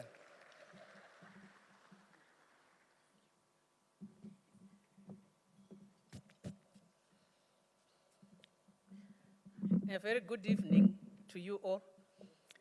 Honorable Chief Justice, sir, allow me to ride on the protocol already established. Honorable Chief Justice, distinguished guests, ladies and gentlemen, a new legal year is upon us, and this session presents us with an opportunity to look back on the past 12 months to see what we have been able to achieve, the challenges we experienced, and how we can make improvements in service delivery during this current year. At the end of the day, that is our primary obligation and mandate, to ensure the delivery of quality legal and judicial services to the citizens of this country. As such, Honorable Chief Justice, you have set the perfect tone with all-inclusive overview of the performance of the judiciary during the past legal year in your morning address. Let me take this time to further thank you, Honorable Chief Justice, and the JSC for providing me with this opportunity to share with you our own experiences in the delivery of legal services from the Zimbabwe anti-corruption perspective. Or perhaps I'm going to do it from a judiciary perspective, I don't know. May I also begin by congratulating you, the Honorable Chief Justice and JSC, on the reforms and milestones you continue to adopt, especially the integrated electronic case management system, which I am told will be rolled out in the first quarter of 2022. With this new electronic system, all courts across the country will go paperless. I am pleased to learn that its implementation will have positive impact on the disposal of cases.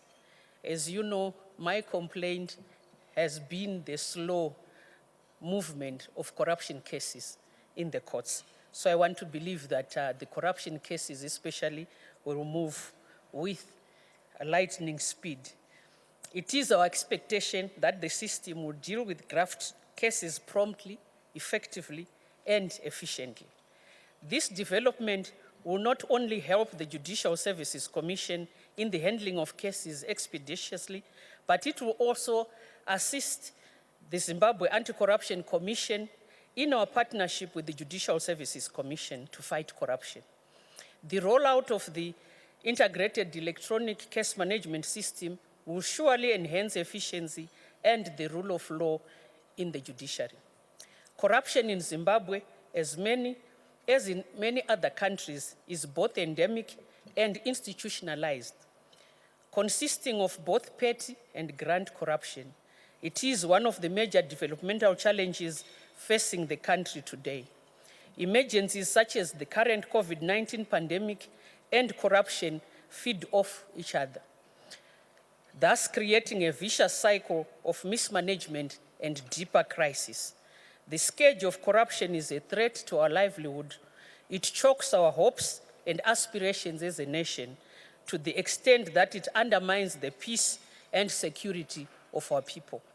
everyone is agreed that corruption in Zimbabwe has reached alarming levels and is affecting service delivery, foreign direct investment, the economic turnaround, and social order. The cost of corruption ultimately is development denied to our citizens and our youths robbed of a brighter future. As such, the need to defeat corruption meaningfully and to strengthen the rule of law is even more pressing now than ever. His Excellency, the President of the Republic of Zimbabwe, has emphasized the government's zero tolerance policy towards corruption. He has repeatedly reinforced this commitment towards coming up and implementing legislative and administrative measures to eradicate corruption. ZAC is implementing some of these measures in eradicating corruption in all spheres. The introduction of the IECMS system by the JSC is also one such measure that will help to fight corruption. As ZAC, we have started introducing this system, and we hope that it will be integrated to the judiciary one. And also on decentralization, we are also following suit. ZAC is now in 4 provinces, Harare, Bulawayo, Midlands, and Masvingo. And before the end of this year, we will be in Chinhoyi, Bindura, and Mutare, that is Manicaland, Marsh West, and Marsh East. In conclusion, I wish to assure the Chief Justice that ZAC acknowledges that it is a key stakeholder in the implementation of this system, and indeed, we have embraced such a positive move.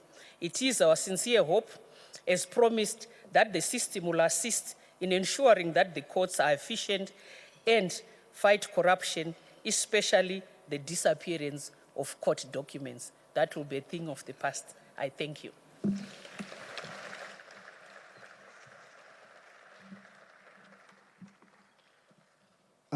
Thank you very much. Thank you. Ma'am, before you sit, guys, ZBC, H Metro, B Metro, could you face your cameras here, please? Picture. You want to say you are known to this ZAC chairperson? Yeah, you have no idea how much this picture costs. Because I'll be just like, I know her. I was with her, yes. So done. Like they say, a picture tells 1,000 words. Thank you very much. Ladies and gentlemen, a big round of applause.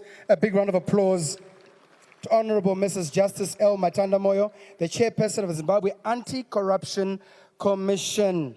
We're almost there, ladies and gentlemen, wherever you are, wherever you're seated, as you enjoy the refreshing food from the Rainbow Towers. We're getting to the apex right at the top, where the Chief Justice will deliver his keynote address. But before we get there, we've got a couple of more speeches that are coming up that we're going to dispense of. And allow me, with your indulgence, to call on the Prosecutor General, Honorable K. Hodzi, to come through and give us his remarks. A big round of applause, ladies and gentlemen.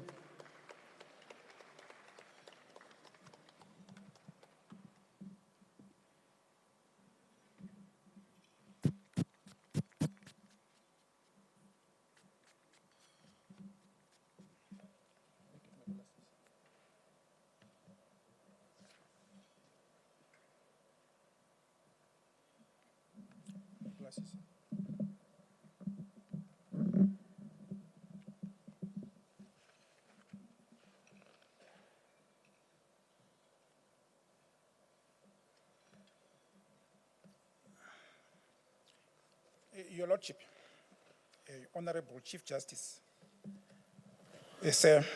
allow me to overrule your Secretary Chikwana, and I'll give a very abridged, as it were, salutation, and you understand why that is necessary. Your Lordship, amongst your guests, is the Minister of State for Harare Province, Honorable Oliver Chidau, under whose auspices, under a city and province, we hold this, your inaugural dinner. If you don't acknowledge him, there will be no inaugural dinners in Harare.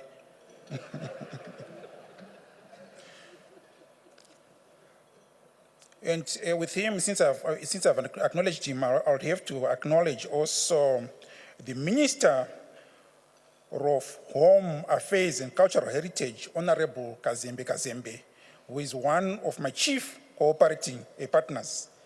Together, Honorable Chief Justice, with the Minister of ICT and Courier Services, Honorable James Kwere, who you know very well is tasked by Cabinet to oversee the implementation of ICT technology in the nation of Zimbabwe. Having said that, Your Lordship, Honorable Chief Justice, sir, at this auspicious occasion of the launch of the integrated electronic case management system, allow me to convey my heartfelt compliments and appreciation for the sterling work, strategic and intellectual leadership that you, Your Lordship, has continued to provide in the judiciary, the legal fraternity, and the nation at large in your tenure as Chief Justice of the Republic of Zimbabwe. Honorable Chief Justice, sir, your tenure, of course, has been characterized by a remarkable transformative achievement and success as a result of your hard work, your professional work ethic, your level-headedness, leadership maturity, and an absence of ego. You are one of the most humble, as it were, leaders in government. And you have shown that even in very trying and difficult times. And this attitude, Your Lordship, has also been exhibited by your team. I will not go to what Chikwana has said, because I know very well if we do, then we'll be here the rest of the day, and the director of ceremonies will be forced to intervene. We, Your Lordship, in the Prosecutor General's Office and the NPA, can honestly say that Zimbabwe's justice delivery system is undergoing a rapid transformation for the better towards a world-class justice delivery system. And this is mainly thanks again to your vision, leadership, and hard work. The COVID-19 pandemic, as we all know, produced a formidable challenge to normal life as we know it in Zimbabwe. A formidable challenge to the proper administration of justice, challenge to the maintenance of the rule of law, and to the state and the nation's ability to maintain a law and order. We have seen it firsthand, Your Lordship, Chief Justice, your valiant attempts and strategic intervention to ensure that the vital needs of the nation, such as the provisions of law and order, the delivery of justice, and the protection of rights of accused persons, and the need to protect the community from COVID, are met in a very delicate and well-balanced manner during this epidemic, and it was not easy. This legal and strategic visionary acumen and leadership is amply demonstrated today by your introduction of the integrated electronic case management system that we'll witness. The system is simply transformative and revolutionary and takes the administration of justice in Zimbabwe to a whole new level. It's cutting-edge, world-class technology. For us in the PG's office, the system will go a long way in ensuring the enhanced smooth operation of my office. The system will see criminal dockets being prepared and presented electronically by the police. This on its own will foster more efficiency, more accountability, and professionalism. Evidence, Your Lordship, will be presented and stored electronically. This in itself will stop the tampering and loss of evidence, a tendency, a speciality, unfortunately, a lordship, which we have seen from the corrupt, organized criminals and those that lack integrity in the system. Your lordship, repeat offenders or offenders wanted in other jurisdictions will automatically be identified by the system, and during police investigations or prosecutorial preparations, and even at trial stage, this will automatically be identified. This is an excellent tool in locating wanted persons who will therefore greatly expedite the disposal of criminal matters. Offenders already in custody of correctional services and those who are appearing in new cases are quickly, automatically identified. Co-conspirators and co-suspects are picked up by the system automatically.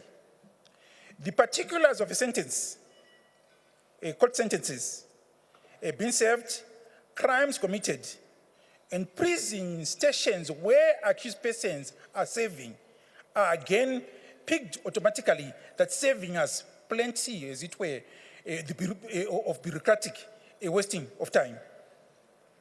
Further to that, Your Lordship, court rulings will be fed directly into the integrated electronic case management system, thus rendering court records immune from tampering by those who lack integrity, by those who are inefficient, and also organized criminals. Thanks, Chief Justice, to your initiative and leadership. The integrated electronic case management system is ushered in efficiency, transparency, effective, and a proactive delivery system of justice in Zimbabwe. Chief Justice, you have always called on all of us, key players and stakeholders in the organ of state, the judiciary that you lead, to be men and women of the highest level of integrity, who should always strive to do their professional best and offer their professional skills and energy to the construction of an efficient and effective justice delivery system for the betterment of Zimbabwe.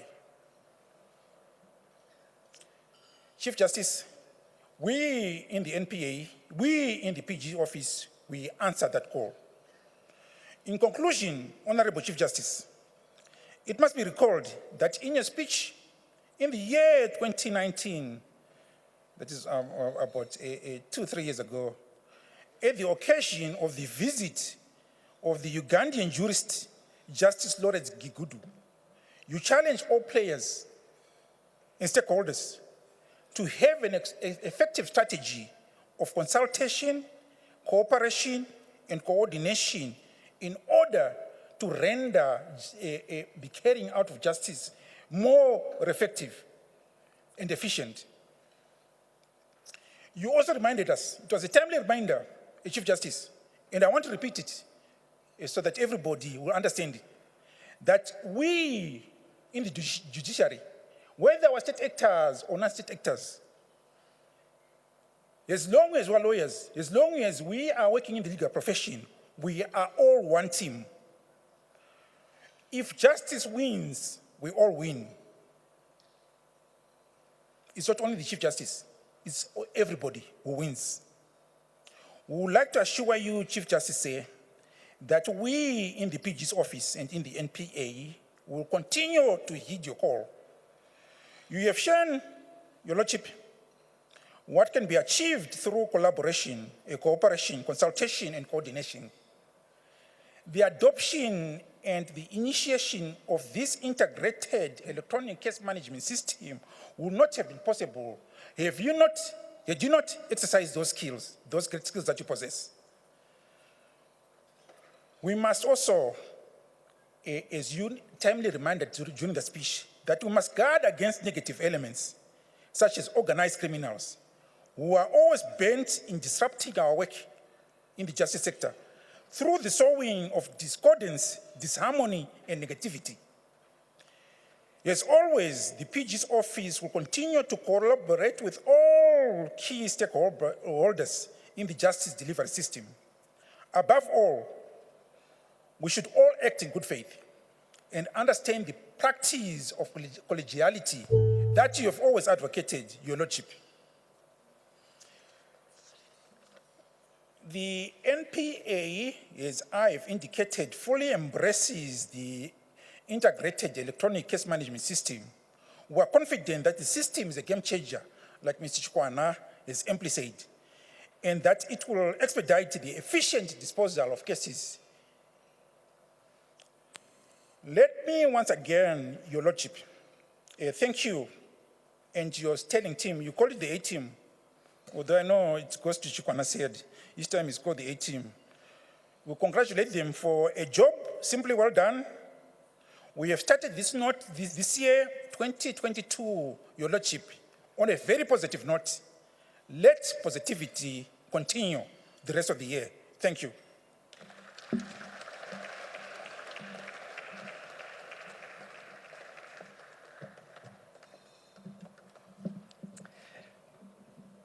Big round of applause once again, ladies and gentlemen. Big round of applause. Big round of applause.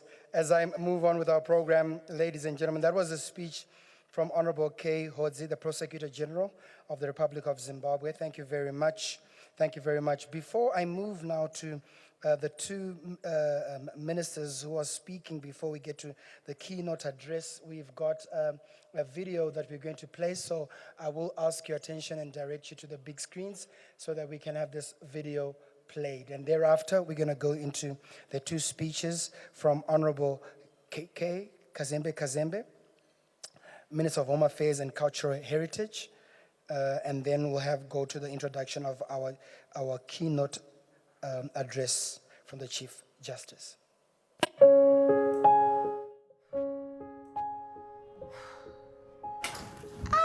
Hey, Chomi!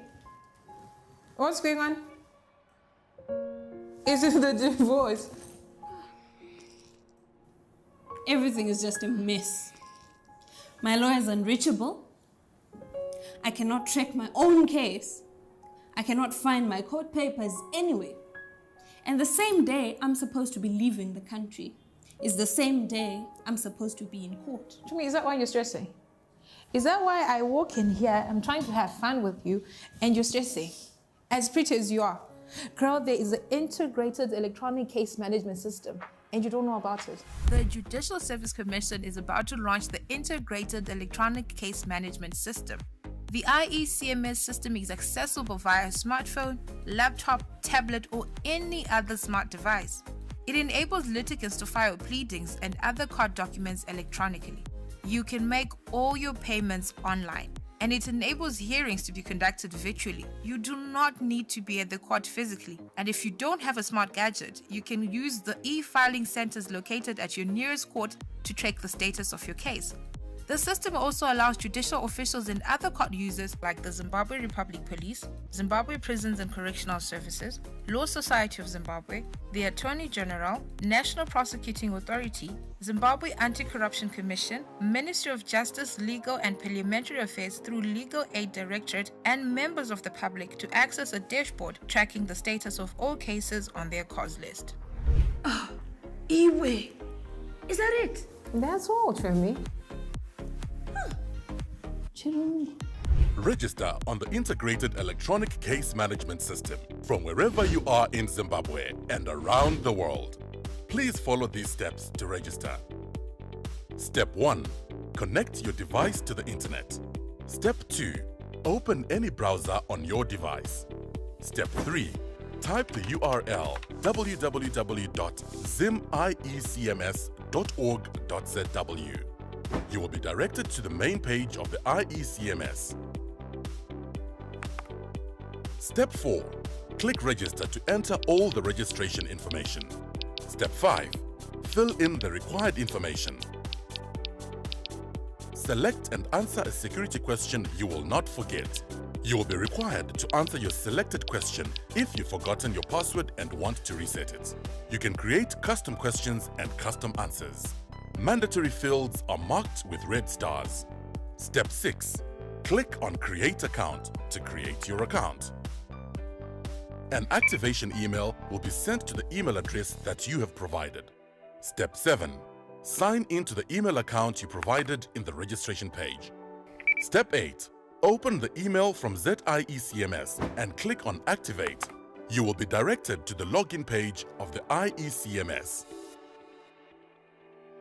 Please remember, you cannot use your account if you have not activated it through your email. Step 9. Log in to the IECMS using the email and password that you have provided in the registration page.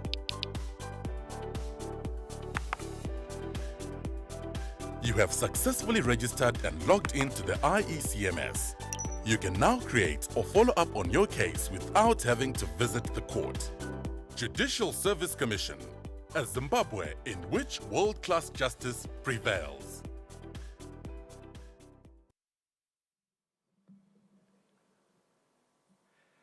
Thank you very much, ladies and gentlemen. Thank you very much. That's the video that's really taking us through the steps that you need to go through. And it's very simple, it's very easy, it's digital, we're going paperless, so it's important that you embrace this new technology.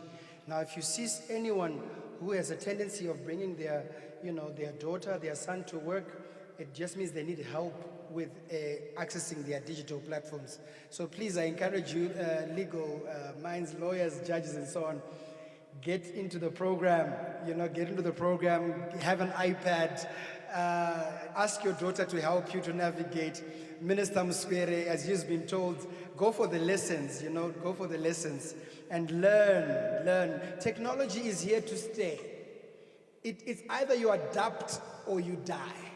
Adapt or die. It's here to stay. So Honorable Judge Chinda, Supreme Court, Constitution, this Constitution, where is the amendment? Subsection. More click up against the subsection, more swipe. No, Satma Sender, more wearing out in a judgment. More matter, is it the right court? Are you sending to is it a constitutional matter or it's a labor issue? Which magistrate was this? At which court? It was Inyat. No, this magistrate did not dispense of his duties well. So as an overriding court, I'm speaking as a layman, so don't judge me. No one regular. I know ignorance is not permissible law. So the High Court, all this is on a tablet. And then you request for a Zoom, for a virtual meeting. You connect with Inyat and Blawa whilst you're in your office, and you deal with the matter expeditiously. And the people of Zimbabwe get justice on time and in time. This is what the Chief Justice is delivering to the people of Zimbabwe. Ladies and gentlemen, a big round of applause to this revolutionary. That said, ladies and gentlemen, we're almost there. It is my pleasure to invite the recently appointed chairman of Mashonaland Central, who went through elections and campaigns. You couldn't find him in his office. Minister, go. Vamatanga vari kutaura nawo Kazembe alako deng. Muri kupi network? Ndiri kuuya. Ndati ndiri kuuya. Ladies and gentlemen, Honorable Kazembe, Minister of Home Affairs and Cultural Heritage.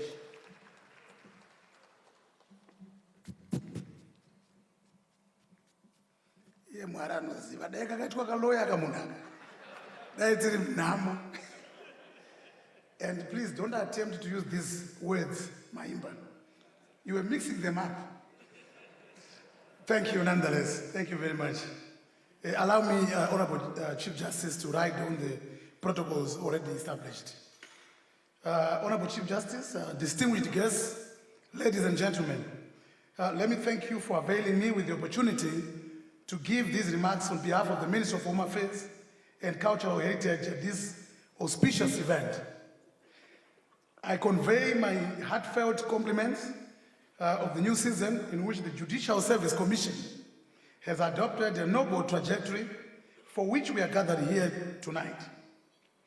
May I also begin by congratulating you, Honorable Chief Justice, and the JSC on the introduction of the integrated, I hope I'm getting it right, electronic case management system, IECMS, which I'm told will be rolled out in the first quarter of 2022, by May, I'm told. I thank you again for taking note that for the system to operate at an optimum level, integration with other key stakeholders in the justice delivery system is required, and it's a must. I'm advised that the implementation of the system will have a positive impact on the effective and efficient delivery of justice. This is fundamental to the maintenance of the rule of law and the achievement of an efficient justice delivery system. This further attests to the seriousness of the judiciary and other key stakeholders here present in ensuring the proper administration of justice.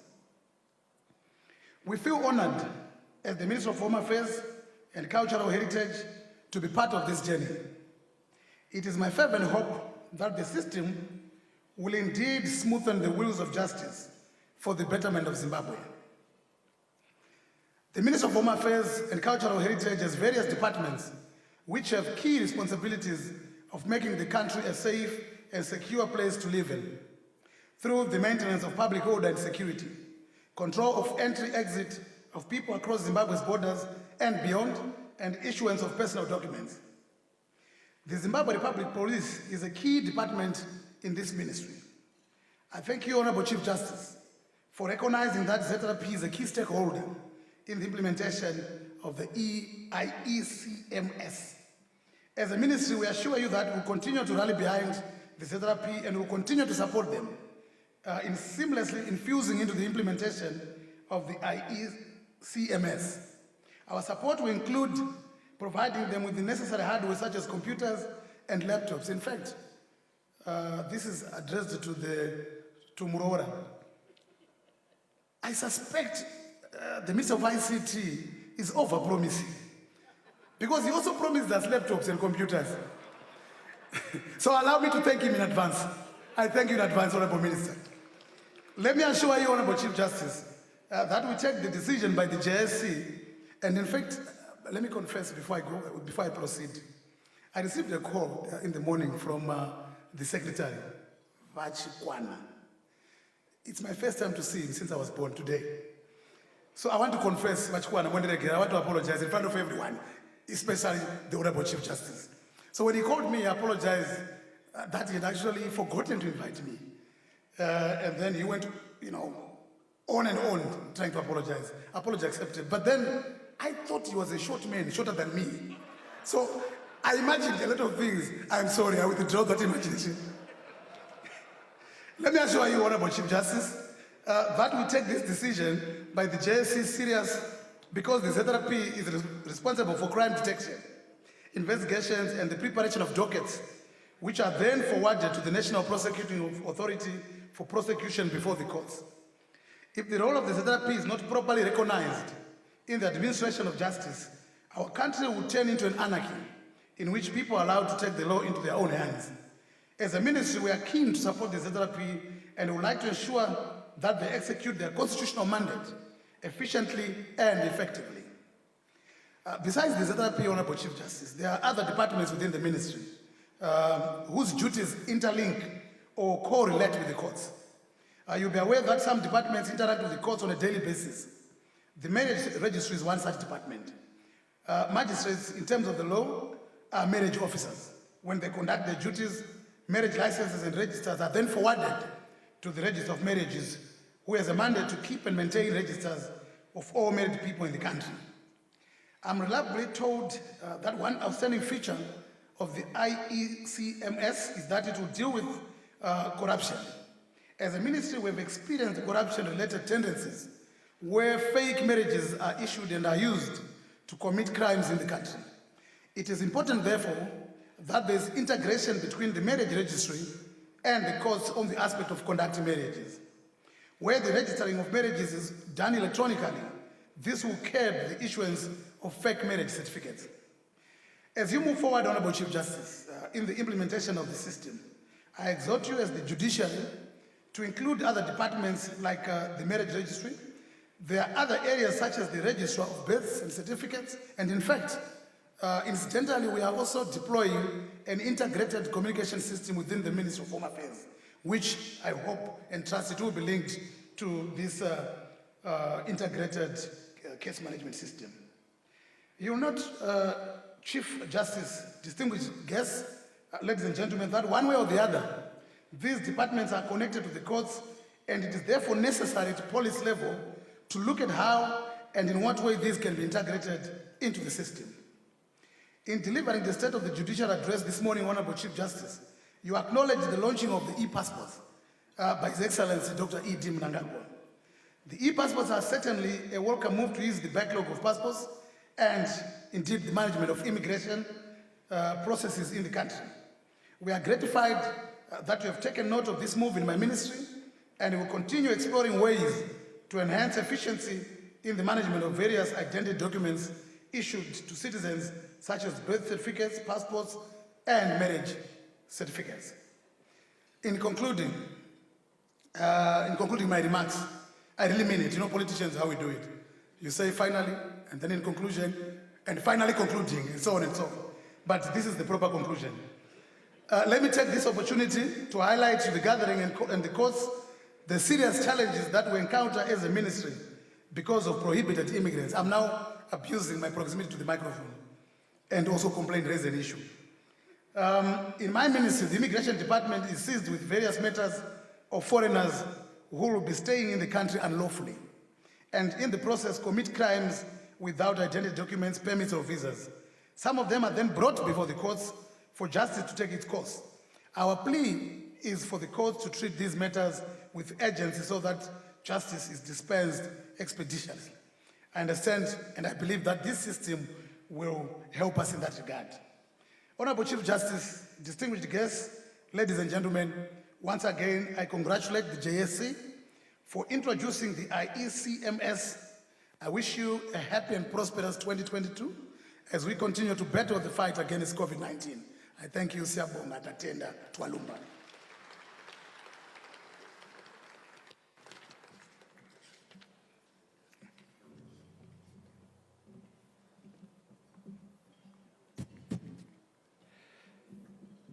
A big round of applause, ladies and gentlemen, a big round of applause.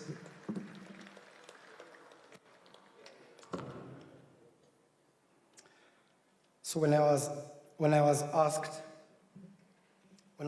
to MC this event, I looked at the lineup and I was like, this is really top heavy. This is really top heavy. I looked at it, there was Vachkwana, there was Commissioner General Matanga, Vachovu. This is really the who's who in the legal sector. And it shows clearly when, after they've spoken, there's somebody who comes to collect, the folder from them. I mean, it's gotta be top heavy, right? And no one is collecting for me. That shows how simple and just a layman. I've been coming up and down. No one is coming to get my folder. No one comes to place my folder. No one. But anyway, it is what it is. Let me continue carrying my own papers.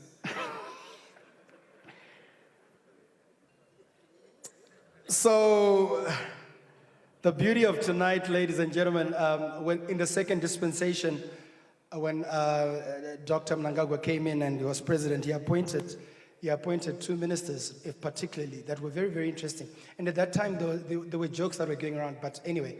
So you appointed Honorable Minister Kazembe Kazembe, appointed Honorable Minister Ziyambi Ziyambi. And at that time, I remember thinking, why didn't my father call me Maimba Maimba?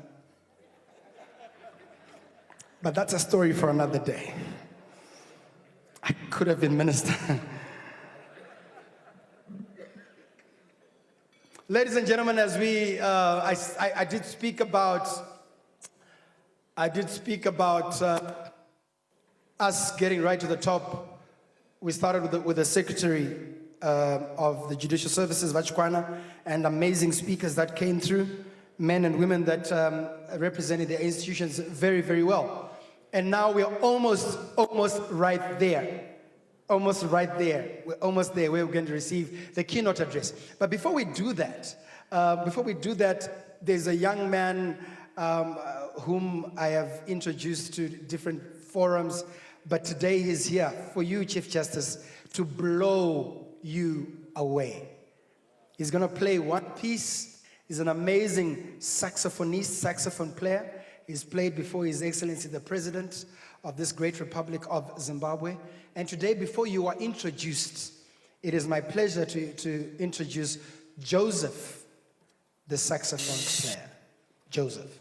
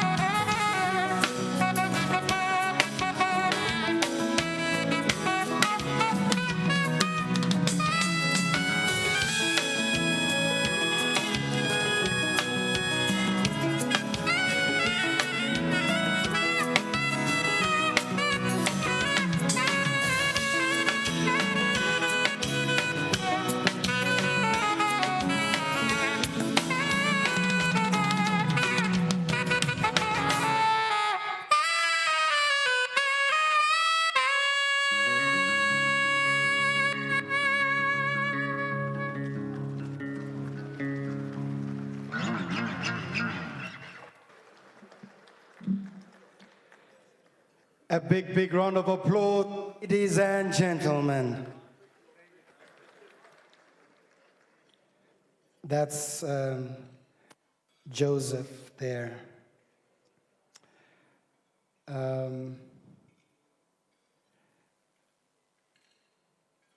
It's very heartwarming to be receiving messages. Advocate Uriri, thank you very much. Is he here or is online? Is he virtual? Is he here? Is Louis here? Oh, fantastic. How are you doing? Great stuff. Oh, lovely. Thank you very much. Is that Jackie you're with? Hi, Jackie. How are you? Good. Ladies and gentlemen, as we've arrived right at the top of our program, it is my pleasure to call on the Permanent Secretary in the Ministry of Justice and Legal and Parliamentary Affairs, Mrs. Virginia Mabiza, to come and give us her speech as she introduces the Chief Justice on behalf of the Minister of Justice, Legal and Parliamentary Affairs, Honorable Ziyambi Ziyambi. Big round of applause, ladies and gentlemen, as she comes through.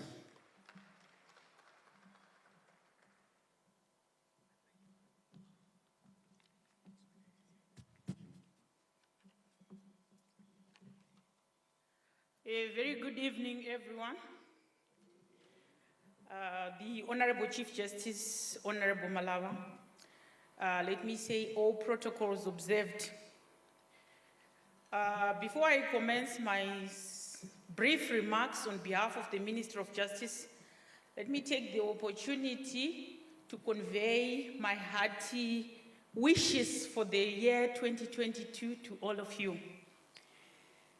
Having done that, let me now acknowledge the presence of all the guests who are in attendance for sparing their precious time for this crucial moment on which the Judicial Service Commission is set to introduce the justice sector to the new normal.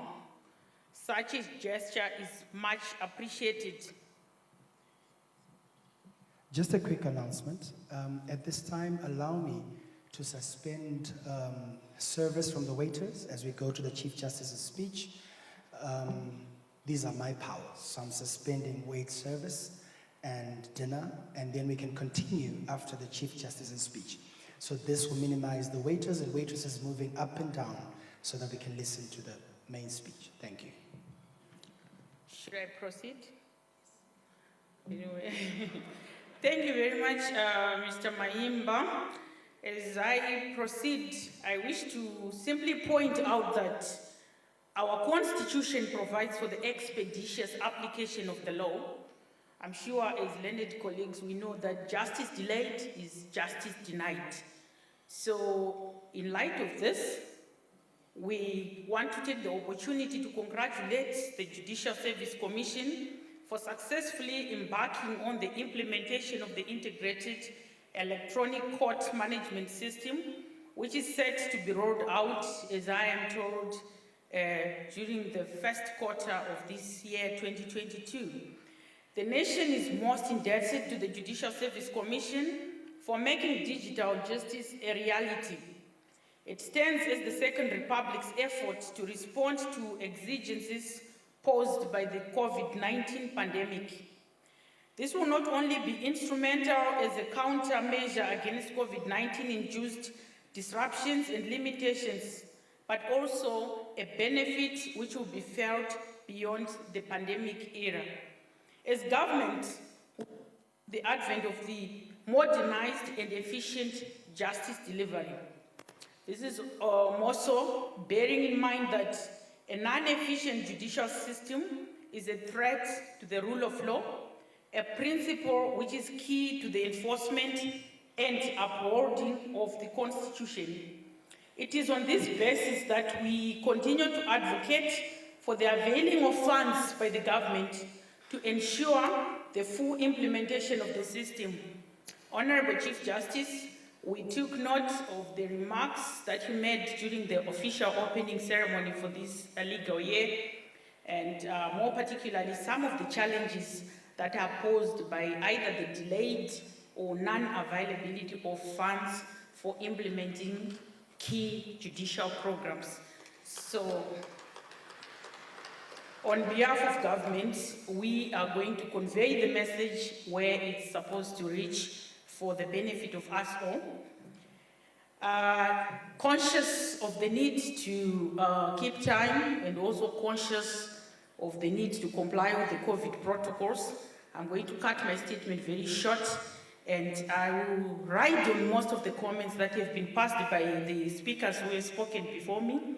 But I just need to mention that as the Justice Ministry, we are truly indebted to the judiciary, because what you have done and what you have said today is an enhancement of the vision that government has set for all of us, especially under the National Development Strategy. I need not go into detail about NDS 1, assuming that we are all seized with what it stands for, but surely this is a rare opportunity that has been set by the judiciary for us to achieve one of our key milestones. I need also not mention how this has impacted on the ease of doing business, and also how it has impacted on the access to justice, which is a key tenet of the NDS 1. So in light of these steps by the JSC, I want to urge all stakeholders in the justice delivery system to continue collaborating. If such innovative interventions are emulated across critical sectors, our NDS 1 spirit will be a certain success. Honorable Chief Justice, distinguished guests, ladies and gentlemen, once again, I wish on behalf of the Minister of Justice and the Executive at large to congratulate the JSC for introducing the IECMS. I wish you all a prosperous new year, and let us not forget that COVID is still amongst us. Let us continue to follow and observe the protocols. Having said that, Honorable Chief Justice, allow me to say Makorokoto, Amshope, and congratulations to your team. I thank you.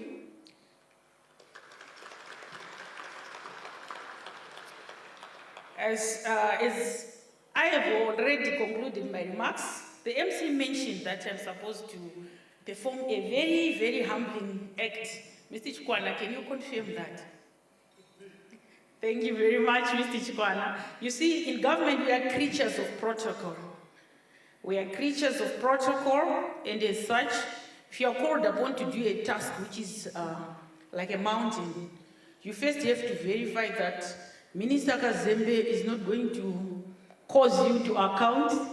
Minister Amuskwere is not going to say, how does the PS perform such a task in my presence? But I think you have heard for yourself. Thank you very much. It is now my singular honor and privilege, ladies and gentlemen, to call upon the head of the judiciary, Mr. Honorable Justice Luke Malava, to make his keynote address. Honorable Justice Malava said, please come and address us.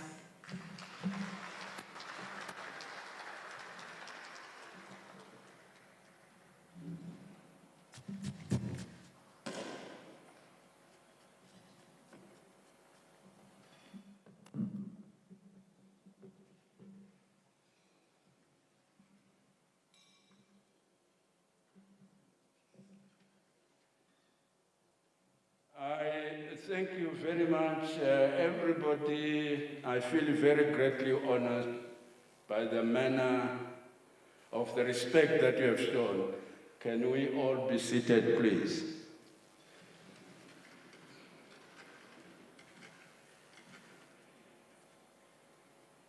You are all special.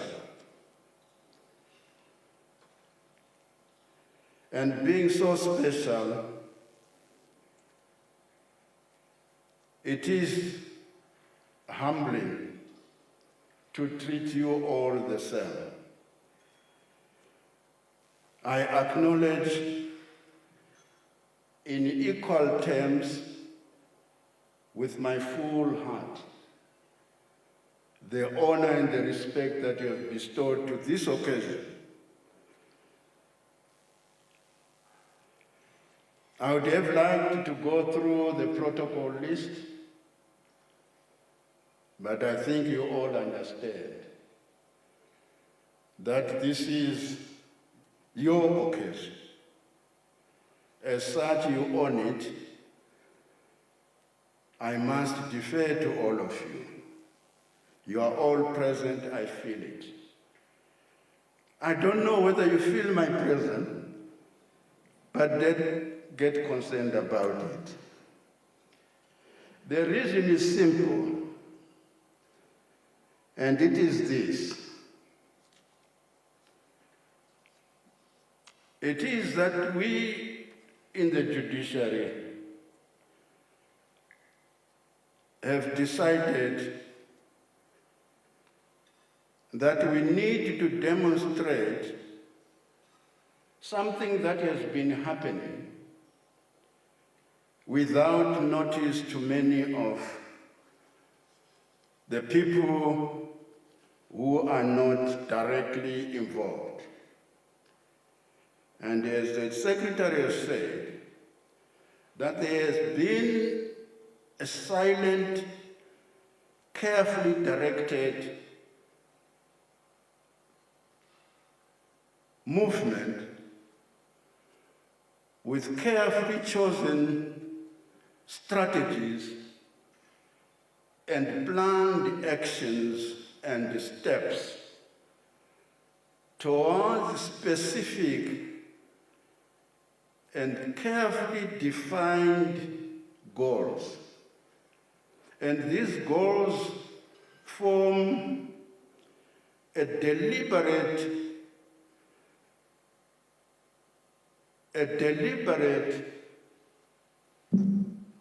system that answers to a vision. And that this setup forms a web of consciousness. It's an integrated web of consciousness which speaks to the problems, the current contemporary problems of the justice delivery system. It is there that we answer, and it is there that we all find ourselves seeking the togetherness, the collegiality which the Prosecutor General said. We are one, we are a nation, and we have a responsibility of loyalty and commitment to the changes that have the benefit to our people. As the President has always said, and I agree with him 100%, the responsibility of building your nation, no matter which sector you are in, is yours. It's yours as a Zimbabwean. Are you answering to the call? Are you answering to the call? It matters not who you are, where you come from, when you were born. What matters is whether you understand that voice, the voice of the marginalized, the poor, the people who want service. I said it in the morning. I said, when you occupy public office, you must understand that public office is not just a need of occupation. Occupation of public office should not be an end in itself. It's not for you. It matters not who you are, where you come from. What matters most is whether you understand to redefine yourself. You need to redefine yourself so that you fit that demand of the public office, of the duties of the public office. And those duties are not you who set them. They were set by the people for their own cause, for their own interest, for their own benefit. So if you get into that office and you turn that office to your own private enterprise, stop being a public official. And in my case, there would be no Chief Justice thereafter. And I heard many of the speakers here speak of the leadership of the Chief Justice. It's a leadership of the demands, not of me as a person. It's a leadership deriving from the needs to respond to the duties of being a Chief Justice. If I can't understand that, if I can't transform myself, if I can't revolutionize myself and understand the duty to be innovative, then there's no leader. There's no leader. That is why we are here. That is why we are here to see transformation. It's not transformation of the judiciary only. It's transformation of the whole system of government. That is what we need to do. The Chief Justice is simply locating himself in a huge transformative system. That is a formative, direct, and deliberate direction. That is the year 2030. We are very conscious in the Judiciary Service Commission of the duties that the call of the people of Zimbabwe, is this. We want a better future. That is the call of Zimbabwe. That's a natural call. We want better life. We want to be happy. We want to be ourselves. We want to feel complete. And how do we do that if we can't determine our own destiny? How do you expect anyone else who's not Zimbabweans, who doesn't have any responsibilities of feeling like you, do anything for you? How do you expect anybody who's not yourself and has no responsibility to feel like you? He has no history of you. He's not a product of the Zimbabwean liberation struggle. He has nothing to do with you. And at times, his or her interest must remove you from the space so that his or her interests take place at your own expense. So, Zimbabweans, this is the call that we are here for. And I'm happy that we have all come together and we have all embraced this integrated electronic case management system, because it is the only way we can move forward as Zimbabweans if we are craving for a better justice system, all we are doing is that we are looking at various aspects of the system,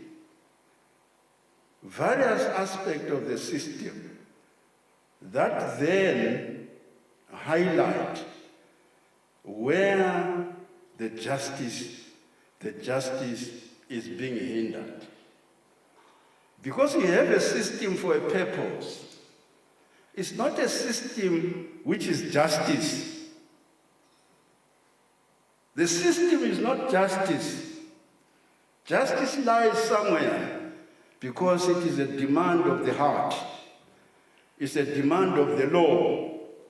So it lies somewhere.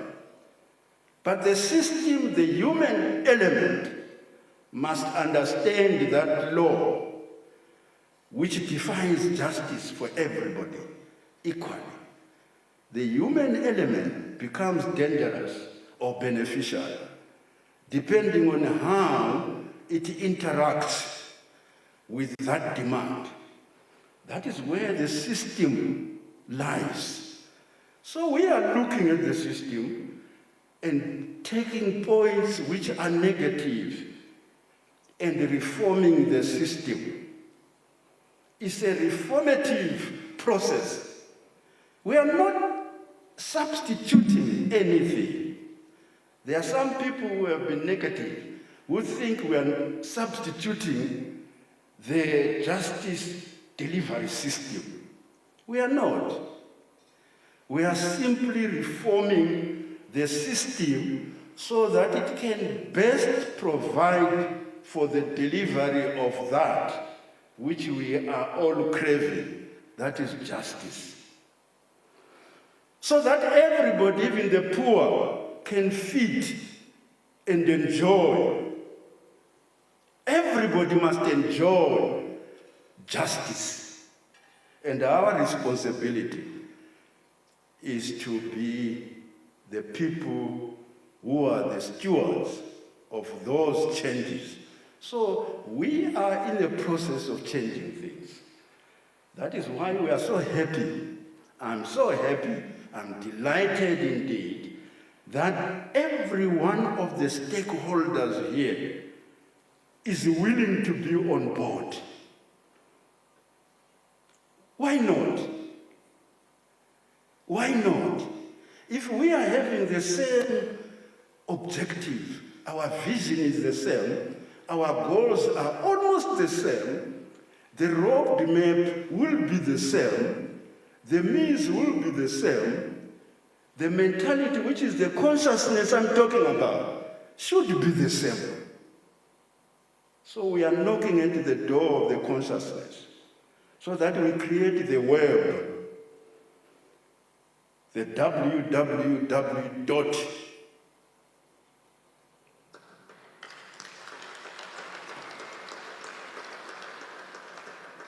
Are we together? So we are together in this big web. I'm happy to be part of it. It's not mine alone. I share in that. It's just, mine is a small piece, but this is a big web of consciousness. And it's a contemporary one. We have been in the past. It has had its own webs. It has had its own consciousness. But we are moving forward. Let's look into the future. And we can only go into the future with action. With action. We can only go into the future with action. If you don't act, you stop. So we must act. We must act. So let's not be here and enjoy the dinner, yes, but let's go out there tomorrow and understand my call. My plea is action. Because we will get there. And we will be in the ease of doing business very soon. We are determined. I am determined to get Zimbabwe to the position of the ease of doing business category of countries through the judiciary system.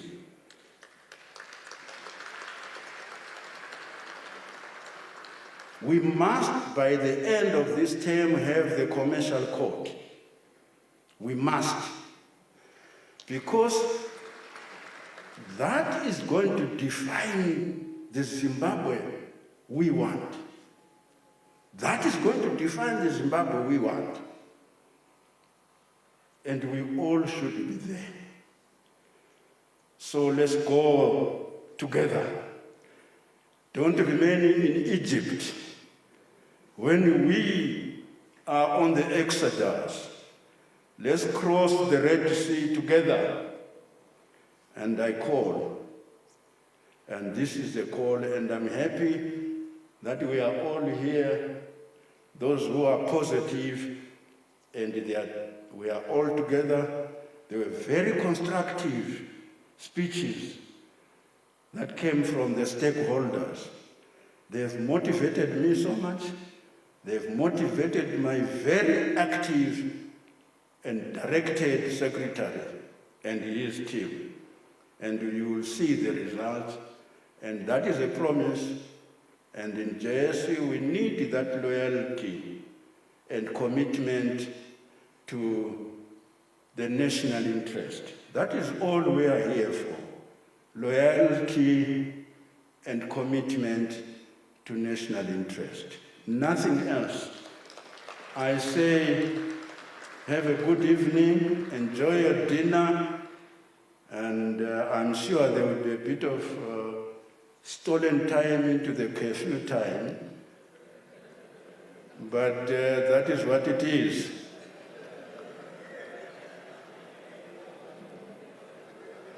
Thank you very much.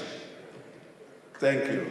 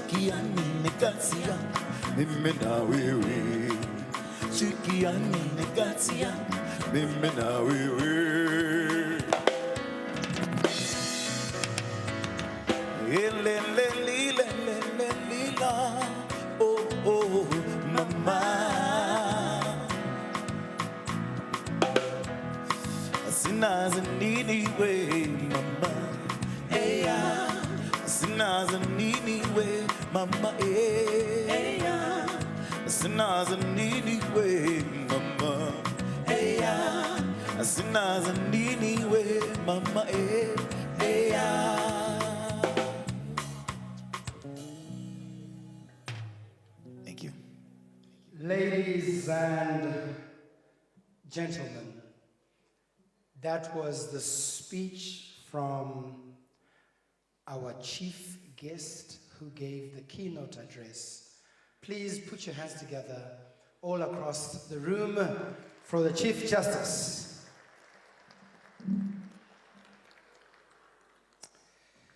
So, Vahodzi used the name that interested me, Chief Justice. He kept calling you, Your Lordship, Your Lordship, Your Lordship. Again, I guess I have the protection of being a lay person, so you will forgive me, Your Lordship.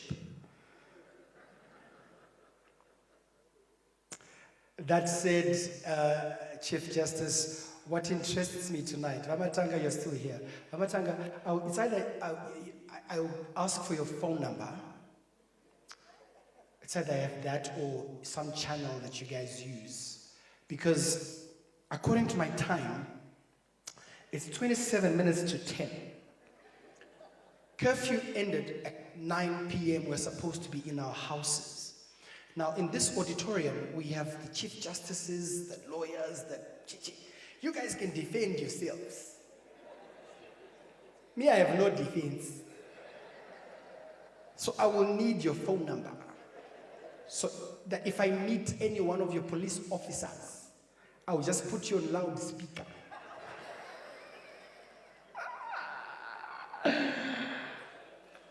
That's why I took a picture with the ZAC chairperson. I'll need a picture of the Chief Justice. These are my visa. These are my V11s.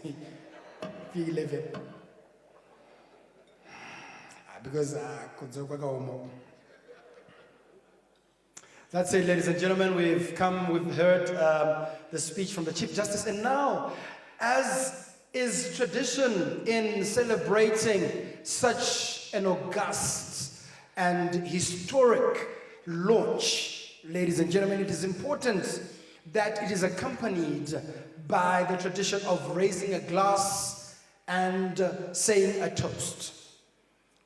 And this toast, ladies and gentlemen, please put your hands together for Honorable Minister Muswere, who is going to come through and give us a toast. I was saying, Honorable Minister, there's a time that you went out, and then the band, they were playing these classics. And then I said, Honorable Muswere is a youthies. Do you have anything Msebe for the minister? Can you play Msebe, please, before he comes? Do my youthies. Tipeto. Honorable Minister, because come on, bona mabacha. Mabacha. Dressed by Fome. Thank you very much, Honorable Minister. That's it. Please go ahead.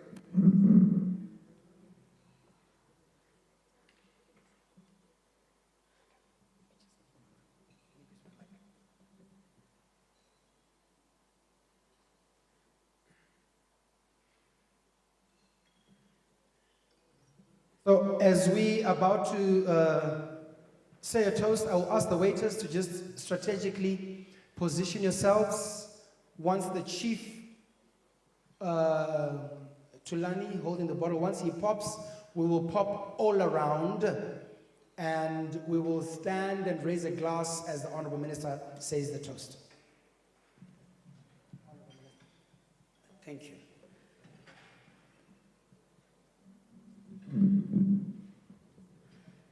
The Honorable Chief Justice, Luke Malaba, the Minister of Home Affairs and Cultural Heritage, Honorable Kazembe Kazembe, the Minister of State for Devolution, Honorable Engineer Oliver Chidao, Permanent Secretaries here present, Comrade Nick Ndavamangwana, Mrs. Virginia Mabiza, Dr. Engineer Beulah Chirume, members of the judiciary, the judges here present, the Commissioner General of Police, Mr. Matanga, the Prosecutor General, Mr. Kumbira Ehodzi, the Chairperson of Zimbabwe Anti-Corruption Commission, Mrs. Moyo, Matanda Moyo, distinguished guests, ladies and gentlemen, comrades and friends, members of the Fourth Estate. It is with great honor and privilege that I have been invited to give remarks at this prestigious event, which is the introduction of the Integrated Electronic Case Management System. When the President, His Excellency Dr. Edi Mnangagwa, launched the NDS-1 in the year 2020, he identified 3 critical areas as the priorities that are going to turn around and transform the National Development Strategy 1. Among the items that he identified, it includes a digital economy. It also includes human capital development and governance as the key priority areas that are going to ignite transformation.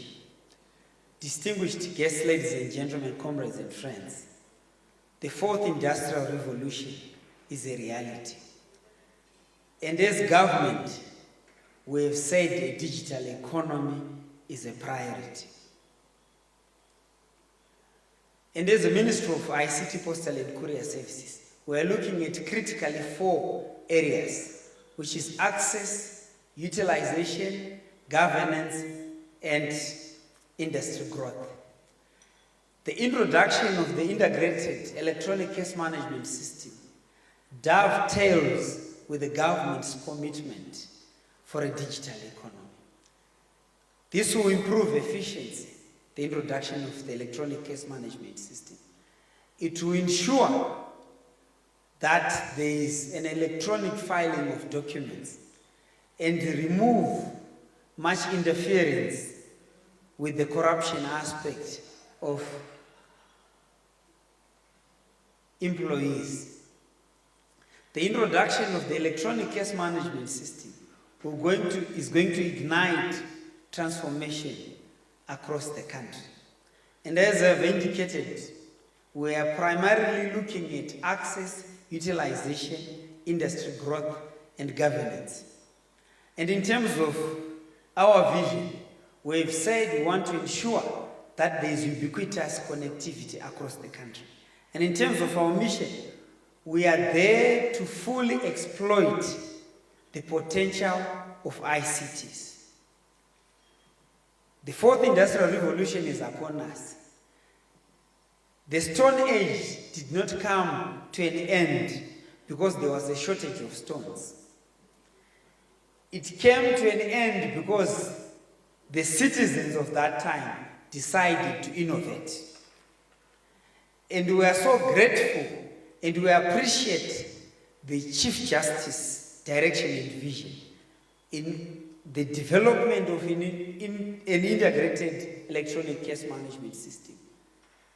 This system will transform the way we do business in the judicial sector.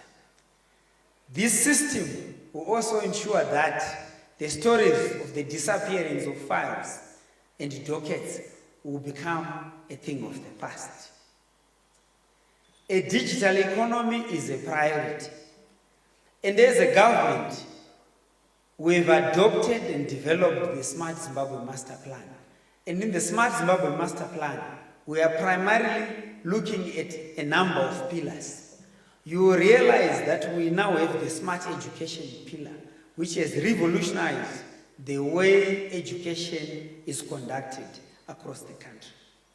We've also brought in the Smart Health pillar, which is also primarily focusing on the telemedicine systems. How best can we ensure that patients can be connected, can interact with their doctors?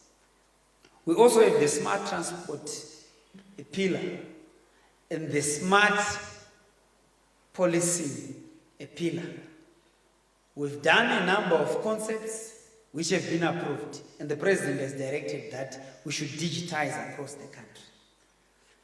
Everything we have said, Honorable Minister, Chief Justice, we are not overpromising. We are committed to a digital economy. We've committed ourselves that we want universal access and utilization of ICTs across the country. We've got the budgets to ensure that the Prosecutor General will receive part of his computers and free connectivity for a certain period of time. We are also going to deliver the gadgets and connectivity to the Judicial Services Commission.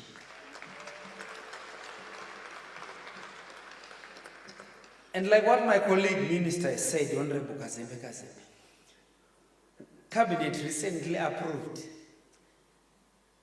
the integrated enterprise architecture, which will ensure that there is interoperability across all government ministries.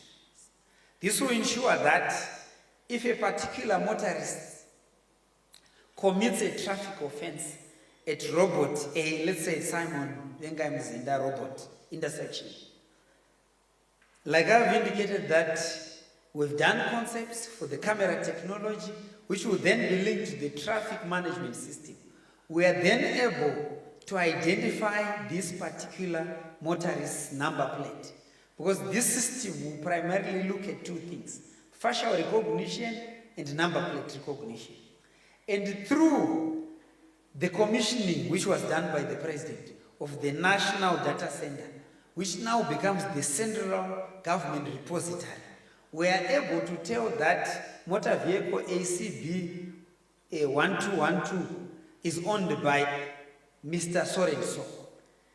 And with that system, through the interoperability of this system, Home Affairs, through CVR, is able to know the culprit, the address, the phone number, and everything, so that we ensure that justice is delivered.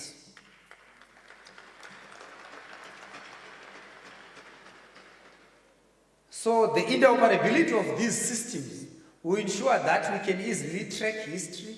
We can certainly know that this particular person, he went to this particular school, he attended this particular college, and he banks with this particular bank, he resides at this particular address, and this will ensure that there is law and order.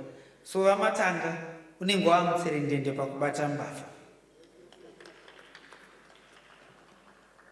So starting in 2022, we are starting to roll out all these gadgets and connectivity so that we ensure that the whole country is connected and all the systems are interoperable. They speak to each other. Because previously the challenge was that we had silo mentality, that information at this particular institution cannot be shared by other institutions. But the bringing in of this national enterprise architecture will ensure that all these systems talk to each other. And all this data, and now with the introduction of the Data Protection Act, which primarily focuses on the technological utilization and advancement of ICTs as we journey towards Vision 2030, we ensure that we'll have a successful story. So the future is around ICTs. The phone, the data is now the new oil. ICTs are now the electricity of the 21st century. The phone has replaced the television. The phone has replaced the newspapers. Data has replaced almost the way we live, the way we work. I don't even remember the last time I went to the bank to do physical banking. You can now be able to transact and to send money across the country. So with the introduction of the electronic management system, which also has got an e-commerce platform, we ensure that payments are done directly to the Judicial Services Commission with no human interference. And we ensure that there will be accountability as we utilize digital systems across the country. So as a ministry, we've also been tasked to ensure that we fully utilize the e-government platforms across the country. And the IECS is one of the critical cogs that will ensure that the whole story about justice delayed is justice denied becomes a thing of the past. Because with the introduction of digital systems, it will ensure that lawyers are able to track their cases. Judges are also able to utilize virtual platforms to replay any previous court proceedings, which will then empower the clients of the Judicial Services Commission, the convicted criminals, or whether there was a fair determination of these particular cases. So the bringing in of the justice system and the electronic case management system will ensure that there is fairness across the country, which is part of the Vision 2030. In that, we have to ensure that there's justice, there's fairness, there's economic growth, there's macroeconomic stability as we build our country and we journey towards Vision 2030. Distinguished guests, ladies and gentlemen, comrades and friends, with these few remarks, I want to thank you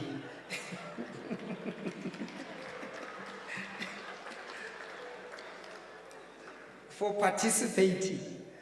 So I'm hoping that everyone is ready for the toast. Colleagues, you can come across. You can come.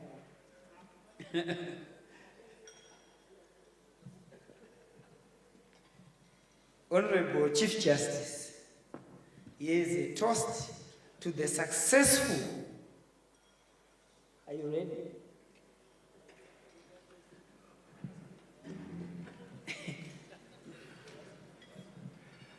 We may stand for the toast and raise a glass. Make sure your glass is charged.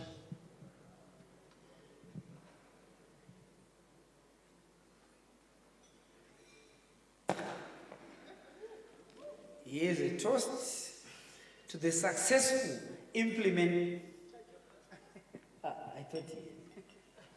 to the successful implementation of the integrated electronic case management system. Thank you.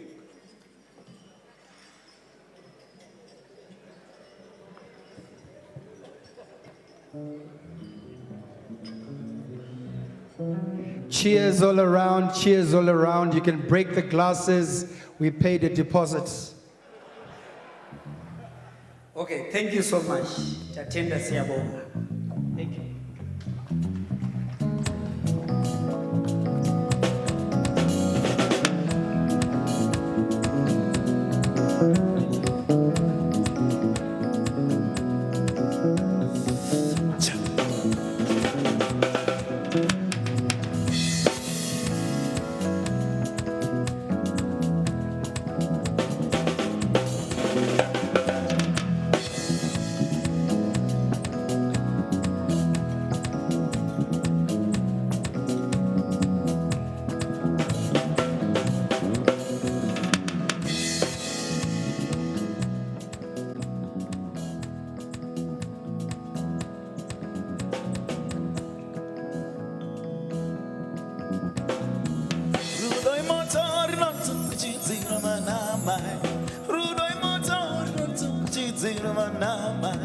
Sati zvawarorwa iwe akuchakisa